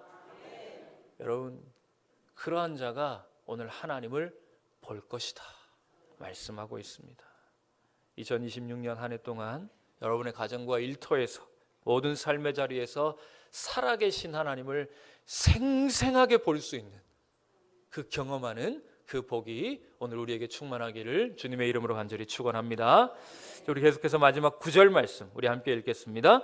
화평하게 하는 자는 복이 있나니 그들이 하나님의 아들이라 일컬음을 받을 것이며. 자, 여러분 마음이 청결하여 하나님을 보는 사람은요 이제 그 맑은 눈을 가지고 세상에 나가서 어떻게 하느냐, 화평을 만드는 자가 됩니다. 그런데 여러분 지금 우리가 살아가는 이 세상은 어떻습니까? 분열과 전쟁의 소식으로 가득 차 있지요. 주님의 자녀들이 화평을 만드는 자의 역할을 못하고 있는 것입니다. 나라와 나라가 싸우고, 가정에서는 부모와 자식이 싸우기도 하고, 부부가 싸우기도 하고, 하나님의 사랑으로 충만해야 될 교회 안에도 이 분열과 갈등이 존재하고 있습니다. 자, 그런데 여러분 이런 갈등의 세상 속에서 예수님께서는 우리에게 분명하게 말씀하십니다. 화평을 만드는 자가 되어라. 화평하게 하는 자가 되어라 말씀하세요. 곧 피스메이커라고 합니다. 이 피스메이커가 되어라라는 거예요. 자, 그런데 여러분 여기서 중요한 구분이 우리가 좀 구분할 필요가 있어요. 피스 러버와 피스 메이커가 있어요. 이 둘은요 비슷해 보이는데 다릅니다. 여러분 피스 러버, 평화주의자라고 이야기할 수 있죠. 평화주의자들은요 평화를 사랑하기는 해요. 그런데 싸우기 싫어서 문제를 회피하거나 좋은 게 좋은 거지 하고 덮어버린 사람이 이 피스 러버, 이 평화주의자들입니다. 그런데 이것은요 진정한 평화가 아니지요. 여러분 피스메이커는요 다릅니다. 깨어진 관계를 회복하기 위하여서 내가 희생하고 내가 대가를 치르고 내가 다리가 되어주는 적극적인 사람입니다. 여러분 생각해보면 평화는요 저절로 오지 않아요. 그냥 덮어둔다고 평화가 오는 것이 아니다라는 거예요. 누군가의 반드시 희생이 있어야만 오는 것, 그게 바로 평화입니다. 여러분 예수님을 보십시오. 예수님은 피스 러버이자 동시에 피스 메이커이셨어요. 평화를 만드는 사람이셨습니다. 이 땅에 평화의 왕으로 오셨거든요. 그런데 예수님께서 이 땅에 평화를 만들기 위하여, 이 땅에 평화를 주시기 위하여 어떻게 하셨어요? 십자가에 죽으셨죠. 자신의 몸을 둘로 찢으셨습니다. 그렇게 찢어진 이 세상을 하나로 만드시기 위하여서, 하나님과 갈라진 이 세상을 다시 화평케 하시기 위하여서 자신을 십자가에 죽이시는 엄청난 희생과 대가를 치르셨다라는 것이죠. 그러면 여러분, 오늘 화평케 하는 자, 화평하게 하는 자, 이 자는요 바로 예수님을 닮은 사람입니다. 가장 예수님을 닮은 사람이 누구냐? 바로 화평하게 하는 자입니다. 그래서 오늘 본문은요 이런 사람을 가리켜서 어떤 복을 주시겠다라고 말씀해요. 하나님의 아들이라 일컬음을 받을 것이다. 이 복을 주시겠다라는 겁니다. 자, 그런데 이게 정확하게 무슨 뜻인가 하면, 예수님처럼 화평을 만드는 그 삶을 보고 세상 사람들이 그렇게 말을 한다는 거예요. 아, 저 사람 하나님의 자녀구나. 아, 저 사람 하는 일을 보니까 하나님 정말 살아계시는구나. 이걸 인정하게 만든다라는 것이죠. 여러분, 세상은요 분열을 먹고 삽니다. 편을 가르고 낙인을 찍고 끊어내려고 합니다. 조금만 생각이 달라도 원수가 되고, 조금만 다르면 관계를 정리해 버리는 거예요. 그렇지만 하나님의 백성은요 다릅니다. 은혜로 살고 있는 사람은요 관계를 끊는 것이 아니라 관계를 이어가죠. 관계를 살리려고 애를 씁니다. 여러분, 물론 그렇다고 해서 진리를 포기하라는 말이 아니에요. 불의에 대하여 눈 감으라는 말씀이 아닙니다. 하지만 그 진리조차도 사랑 안에서 말하고, 정직함마저도 회복을 향한 방향으로 애를 쓰는 사람, 그게 바로 화평케 하는 자입니다. 화평을 만드는 자. 사랑하는 성도 여러분, 오늘 주님께서 우리에게 주신 말씀을 통하여서 오늘 우리의 삶의 자리를 한번 돌아보실 수 있기를 바랍니다. 여러분, 우리는 가정 안에서, 내 직장에서, 내 모든 삶의 자리에서, 우리 교회 안에서 화평을 깨뜨리는 자입니까? 화평을 만드는 자입니까? 오늘 우리 주님께서 우리에게 분명하게 말씀하시죠. 화평하게 하는 자가 복이 있다. 할렐루야. 여러분, 이 말씀을 기억하실 수 있기를 바랍니다. 바라기는 저와 여러분이 이 말씀을 입술로만 믿습니다 라고 말하는 것이 아니라 관계 속에서 실제로 이 말을 이루어내는 그 삶을 살아내실 수 있기를 주님의 이름으로 간절히 축원합니다. 그래서 2026년 이 한 해가 정말 하나님 앞에 복받는 한 해가 되었으면 좋겠습니다. 오늘 약속의 말씀을 따라서 우리가 이것을 살아낼 때에만이 오늘 주님이 우리에게 약속하신 그 복이 오늘 우리의 삶 가운데 흘러 넘치게 되는 것입니다. 여러분, 이제 말씀을 맺겠습니다. 오늘 주신 말씀을 기억하시면서 우리가 이렇게 함께 기도하기를 원합니다. 네, 오늘 신년 특별 새벽 기도의 마지막 날입니다. 오늘도 변함없이 이곳에 우리를 불러주신 하나님 앞에 감사와 찬송과 영광을 올려드립니다. 오늘도 기도로 또 말씀으로 이 자리를 지키기 위해 나오신 여러분에게 하나님의 은혜와 평강의 축복이 함께 하시기를 주님의 이름으로 간절히 축원합니다. 자, 여러분, 우리 지난 4일 동안 예수님께서 우리에게 가르쳐 주신 천국 백성이 받아 누리는 그 복, 이 팔복의 말씀을 따라서 여기까지 걸어왔습니다. 지난 말씀들을 이제 잘 들으신 분들은 아시겠지만 이 팔복의 말씀들은요 하나하나가 이렇게 떨어져 있는 그런 독립된 말씀들이 아니라 사실은 다 연결되어 있는 이 영적인 어떤 성장 단계를 보여주는 하나의 지도와도 같은 말씀이다라는 것을 우리가 보게 되었습니다. 그래서 우리가 잠시 지나온 길들을 또 한번 떠올려 보면서 우리 좀 정리했으면 좋겠는데요. 자, 우리 첫째 날 천국문을 여는 열쇠를 보았습니다. 심령이 가난한 자였지요. 가난한 마음으로 하나님 앞에 전적으로 엎드려서 하나님, 나는 아무것도 아닙니다. 그렇게 고백하는 것에서부터 우리의 이 복이 하나님 앞에서의 그 신앙이 시작된다라는 것을 우리가 보았습니다. 그리고 둘째 날 우리는 애통하는 자를 보았지요. 가난한 마음을 가지고 내 죄와 이 시대의 아픔을 품고 함께 우는 자에게 하나님께서는 세상이 줄 수 없는 위로를 주시겠다, 그렇게 말씀하는 것을 우리가 또 보았습니다. 그리고 셋째 날에는 온유한 자와 그 의에 줄이고 목마른 자를 보았습니다. 내 힘과 내 능력을 다 내려놓고 하나님께 길들여지는 사람은 이제부터 세상의 욕망으로 자신을 채우는 것이 아니라 하나님을 향한 이 거룩한 갈망으로 날마다 자기를 채워간다, 그런 복을 누린다, 이제 말씀을 드렸고요.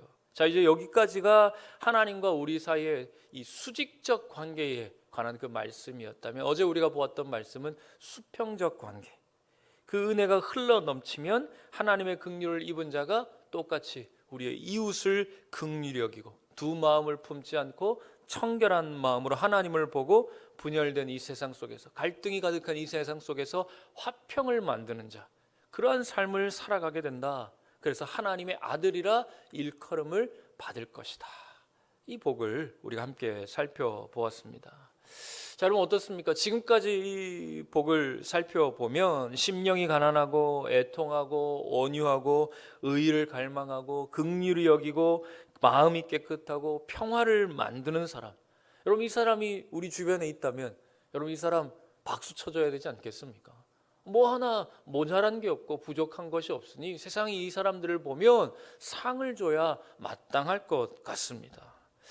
이게 우리의 당연한 상식인 것 같아요. 자, 그런데 오늘 예수님의 이 말씀을 들어보면요, 우리의 이 상식을 또 완전히 뒤집어 놓으십니다. 너희들 그렇게 살면 세상이 좋아할 거야 라고 말씀하시는 것이 아니라 너희들 그렇게 살면 박해할 거야, 세상이 너희를 박해할 거야, 이렇게 말씀하고 있는 것이죠. 여러분, 이게 팔복의 결론입니다. 오늘 말씀이요, 이 모든 팔복의 결론이에요. 예수 그리스도로 말미암아 예수님을 닮아서 세상이 흠모할 만한 어떤 훌륭한 인격을 다 갖추면 세상이 우리를 환영하는 것이 아니라 오히려 너희를 미워하고 핍박한다, 이 말씀을 우리에게 주는 것이죠. 그러나 여러분, 오늘 우리는요, 이 역설적인 복, 그러나 천국 백성이라면 반드시 걸어가야 할 그 의의를 위하여 받는 핍박에 대하여 오늘 주시는 이 말씀 우리가 또 함께 살펴보기를 원합니다. 자, 여러분 오늘 본문 10절 말씀 우리 같이 한번 읽겠습니다. 의를 위하여 박해를 받는 자는 복이 있나니 천국이 그들의 것이며. 자, 여러분 10절 말씀을 한번 잘 보십시오. 말씀을 보시면 지금 예수님께서 의를 위하여 박해를 받을 수도 있다 라고 말씀하시지 않으세요? 여러분 우리 시제를 좀 잘 보셔야 돼요. 의를 위하여 박해를 받은 자가 복이 있다 말씀하세요. 그러니까 이미 일어난 일이다라는 것이죠. 다시 말하면 의를 따라 살면 박해는 어쩌다가 예외적으로 받을 수도 있어, 이 말씀을 하시는 것이 아니라 의를 위하여 살면 반드시 박해는 따라온다라는 거예요. 이미 지난 일처럼 당연히 우리의 삶 가운데에는 박해는 있다, 이 말씀을 하고 있는 거예요. 여러분 왜 그렇습니까? 의롭게 사는 사람이 왜 박해를 받습니까? 왜 미움을 받습니까? 착하게 살고 바르게 살면, 하나님의 뜻대로 살면 여러분 오히려 세상 사람들이 우리를 환영해 줘야 되는 거 아니겠습니까? 그런데 성경은 그렇게 말하지 않습니다. 왜냐하면 이 의라는 것은요, 그제도 말씀을 드렸지만 이 의는 단순히 세상에서 말하는 이 도덕적으로 옳게 살고 좋은 사람이 되는 것이다, 이런 뜻이 아니에요. 성경에서 말하는 의는 세상이 맞춰 놓은, 세상이 정해 놓은 그 기준에 따라서 살아가는 것이 아니라 하나님과의 바른 관계 안에서 하나님의 뜻을 이루기 위하여 하나님의 기준을 따라 살아가는 것, 그게 성경이 말하는 의입니다. 여러분 빛이 어둠 속으로 들어오면 어둠은요 불편해합니다. 이 어둠이 드러나기 때문에 어둠 속으로 빛이 들어오는 것, 어둠 속에 빛이 존재하는 것만으로도 이 어둠은요 상당히 싫어해요. 무언가를 하지 않고 요란하게 무언가를 비추어서 싫어하는 것이 아니라 그냥 존재 자체가, 이 어둠은 빛이라는 존재 자체가 불편하고 싫은 거예요. 여러분, 의로운 삶도 마찬가지입니다. 의를 위하여 사는 사람은요 말로 정죄하지 않고 소리 높여 비판하지 않아도요 그냥 그 존재 자체를 세상은 싫어합니다. 왜냐하면 세상을 불편하게 만들거든요. 그래서 박해는요 우리가 무언가를 해서 우리를 박해하는 게 아닙니다. 그냥 우리라는 존재, 하나님 편에 서 있는, 하나님의 뜻을 살아가는 그 존재 자체가 불편한 것이죠. 여러분, 예수님을 한번 보십시오. 예수님께서 이 땅에 오셔서 무슨 폭력을 행사하셨습니까? 제자를 모으시긴 하셨지만 그 제자들을 모아다가 어떤 시위를 하게 하셨습니까? 구호를 외치게 하셨습니까? 사람들에게 해악을 가했습니까? 세상은 예수님을 향하여 테러리스트다라는 오명을 씌우기는 했지만 단 한 번도 예수님은 이 세상에 테러를 행하신 적이 없어요. 해악을 가하신 적이 없다라는 것이죠. 그냥 병든 자를 고치셨어요. 가난한 자를 품으셨고 죄인들을 불러서 회개하게 하셨습니다. 그런데도 예수님은 십자가의 죽임을 당하셨어요. 왜요? 세상을 흔들었기 때문이죠. 예수님의 삶 자체가, 예수님이 살아가신 그 삶 자체가 세상을 불편하게 만들고 세상을 흔들어 놓았기 때문입니다. 여러분, 그분의 의로움이 종교 지도자들의 위선을 드러냈지요. 그분의 진리가 세상의 악함을, 세상이 만들어 놓은 그 불편한 그 거짓된 화평을 무너뜨렸기 때문입니다. 여러분, 이처럼 의를 위하여 산다는 것은요 이 세상에서 편하게 사는 것을 포기하는 것입니다. 적당히 세상과 타협하며 눈치 보며 살겠다라는 그 삶과 이제는 결별하겠다라는 거예요. 그래서 의의 길은요 언제나 좁고 언제나 외롭고 때로는 깊은 상처를 우리에게 남깁니다. 그러나 성도 여러분, 오늘 예수님께서는 그럼에도 불구하고 그 길을 걷는 사람들에게 오늘 이렇게 말씀하십니다. 의를 위하여 박해를 받은 자는 복이 있도다. 할렐루야. 여러분, 오늘 이 말씀을 믿으실 수 있기를 바랍니다. 이 말씀 앞에서 오늘 우리의 삶을 다시 한번 결단할 수 있기를 간절히 소망합니다. 세상 사람들은 불편한 거 싫어하지요. 그래서 넓고 편한 길을 가자. 할 수만 있다면 넓고 편한 길로 가자. 사람들이 다 가는 그 길로 가자라고 이야기를 합니다. 그러나 오늘 우리의 결단은 달라야지요. 세상 사람들이 가는 그 넓고 편한 길이 아니라 좁은 길이라 할지라도, 험한 길이라 할지라도 주님이 가신 그 길, 주님이 걸어가신 그 길, 오늘 우리가 다 함께 걸어가는 그 은혜가 있기를 주님의 이름으로 간절히 축원합니다. 자, 여러분, 계속해서 이 11절 12절 말씀 우리 함께 읽겠습니다. 시작.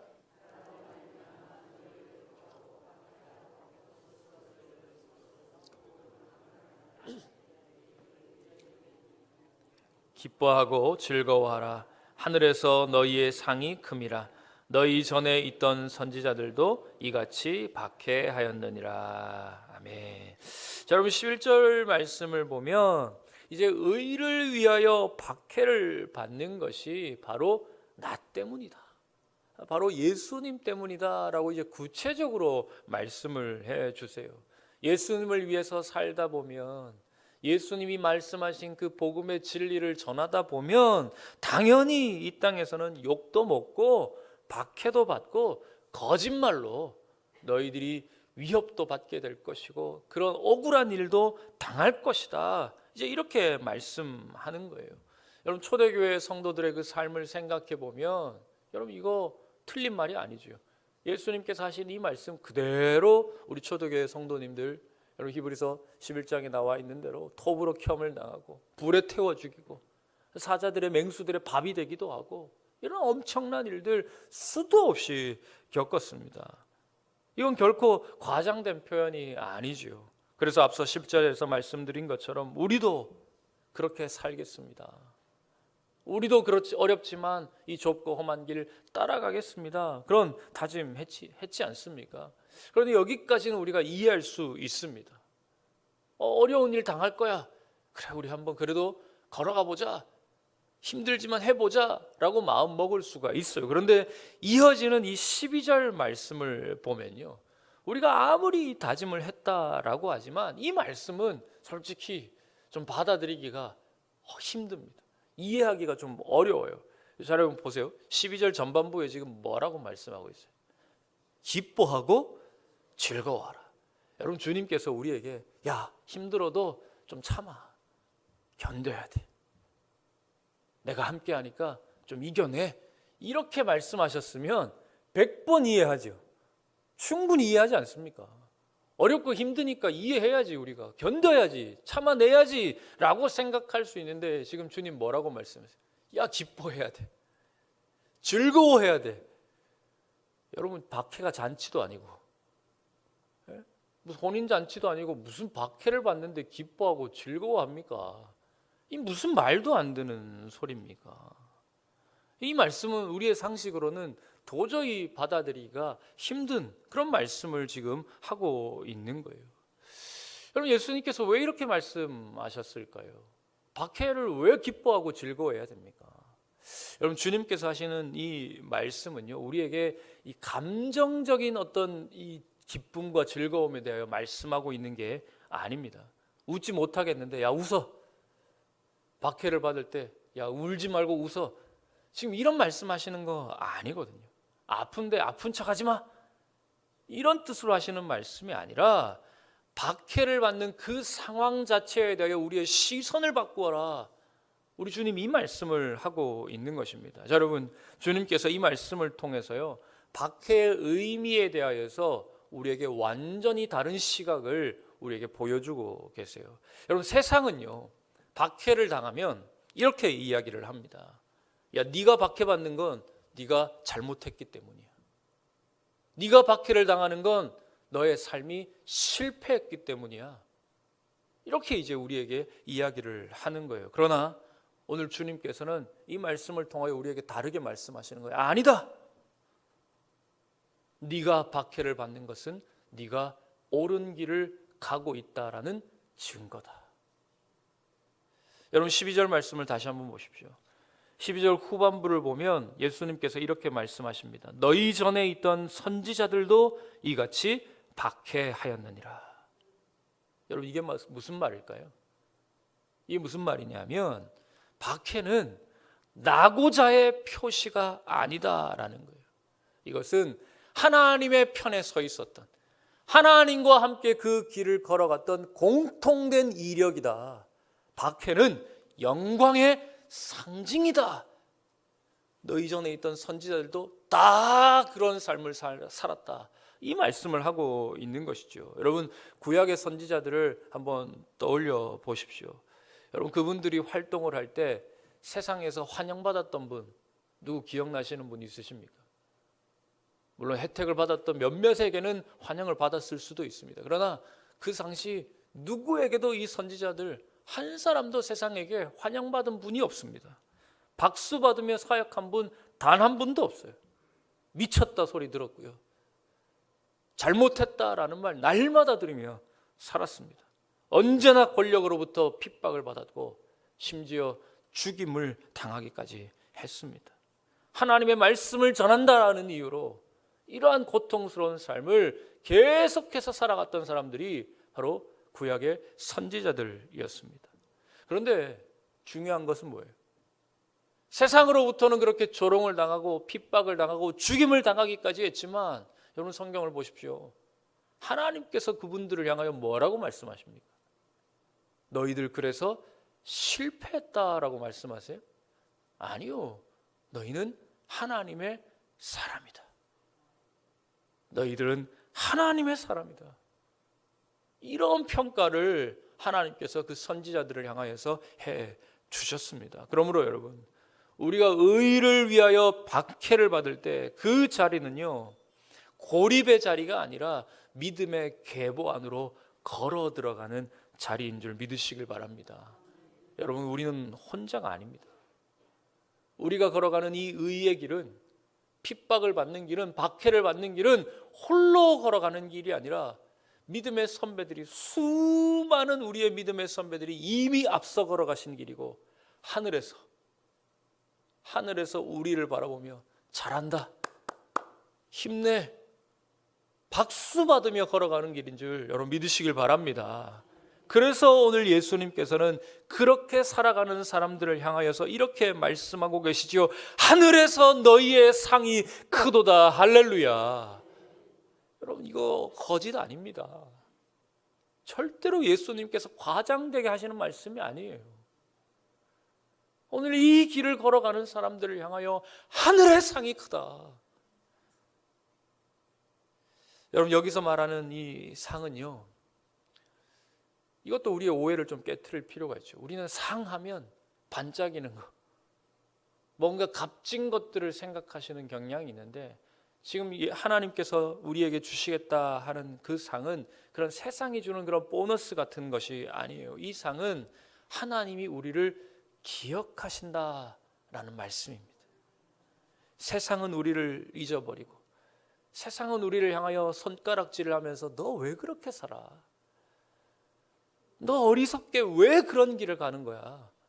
라고 말을 할지는 모르지만, 하나님은 우리가 걸어간 그 길과 우리가 선택한 그 선택을 결코 잊지 않으신다라는 것입니다.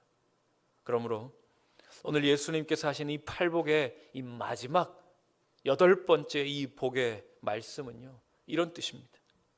지금은 아프지만, 지금은 억울하지만, 지금은 외롭지만 너는 틀린 길을 가고 있는 것이 아니다.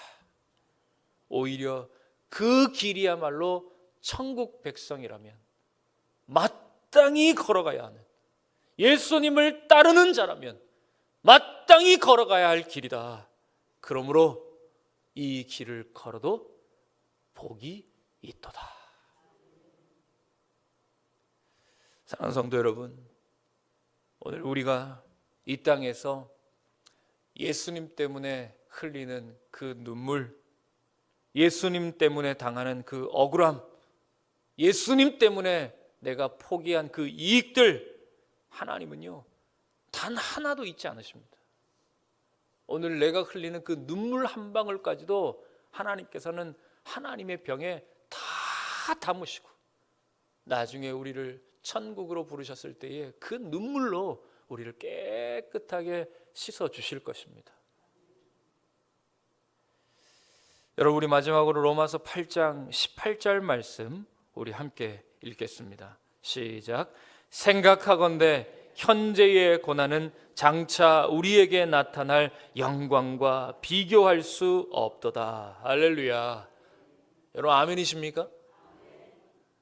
우리가 지금 당하는 고난은요, 장차 우리가 받을 영광과 비교할 수가 없습니다. 이 땅의 고난은 잠깐이에요.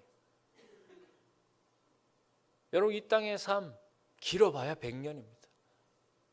우리 아직 젊은 우리 청년들은 100년 하면 한참 남은 것 같지만, 사실 우리 연세 드신 우리 권사님들, 우리 어르신들 100년 눈 감았다 떴더니 지금 80년 지나 있고, 그렇게 느껴지시잖아요. 그런 것처럼 여러분, 이 땅에서의 삶 금방입니다. 금방입니다. 그런데 하나님께서 우리에게 주시는 이 영광은요, 영원하다 말씀하고 계십니다. 그러니 조금 힘들다고 낙심하지 마세요. 조금 아파도 너무 괴로워하지 마세요. 왜 나만 이렇게 힘들게 살아야 하나 원망하고 불평하지 마세요. 여러분, 우리는 지금 복의 길을 걷고 있습니다. 천국으로 가는 그 길을 다 함께 걸어가고 있는 것입니다. 예수님께서 앞서 걸어가신 그 십자가의 길, 우리가 그냥 뒤따라 걸어가고 있는 것입니다. 주님께서 남기신 그 핏자국을 보면서 어렵지 않잖아요, 여러분. 주님이 앞서 남겨놓으신 그 핏빛 발자국을 따라서 우리는 그 길 따라 걸어가기만 하면 되는 것입니다. 그러므로 사랑하는 성도 여러분, 오늘 우리가 걷는 이 길은요, 실패자의 길이 아니에요. 멸망으로 가는 길이 아닙니다. 오히려 하늘 영광을 바라보며 하나님께서 우리에게 복 주시는 길입니다. 그러므로 오늘 이 길을 걸어갈 때에 기뻐하고 즐거워하실 수 있기를 바랍니다. 오늘 다 함께 그 길을 걷는 은혜가 있기를 간절히 소망합니다. 여러분, 이제 말씀을 맺겠습니다. 우리는 지난 한 주 동안 팔복의 말씀을 따라서 여기까지 걸어왔습니다. 그런데 이 팔복의 길, 어느 것 하나 쉽지 않습니다. 어느 것 하나 편안하지 않고, 어느 것 하나 세상이 부러워할 만한 그 복 하나도 없었습니다. 그런데 놀라운 것은 무엇입니까? 세상에서 살면, 그렇게 살면 반드시 손해볼 것 같은데, 오늘 예수님께서는 그 길을 걷는 자들을 향하여 너희들 손해다 라고 말씀하시는 것이 아니라, 그 길을 걷는 자들, 그 삶을 사는 자들을 향하여 한결같이 말씀하시는 것이 뭐예요? 복이 있도다. 우리 같이 한번 따라해 보겠습니다. 복이 있도다. 복이 있도다. 할렐루야. 여러분, 이 길을 걷는 자를 향하여 주님이 말씀하십니다. 복이 있도다. 여러분, 믿으십니까? 여러분, 복이 있도다. 다른 길이 복이 있는 게 아니에요. 오늘 이 팔복의 길이 복된 길입니다. 주님께서 가신 그 길, 쉽지 않은 길인 거 압니다. 그러나 오늘 주님이 우리에게 거듭 말씀하십니다. 복이 있도다.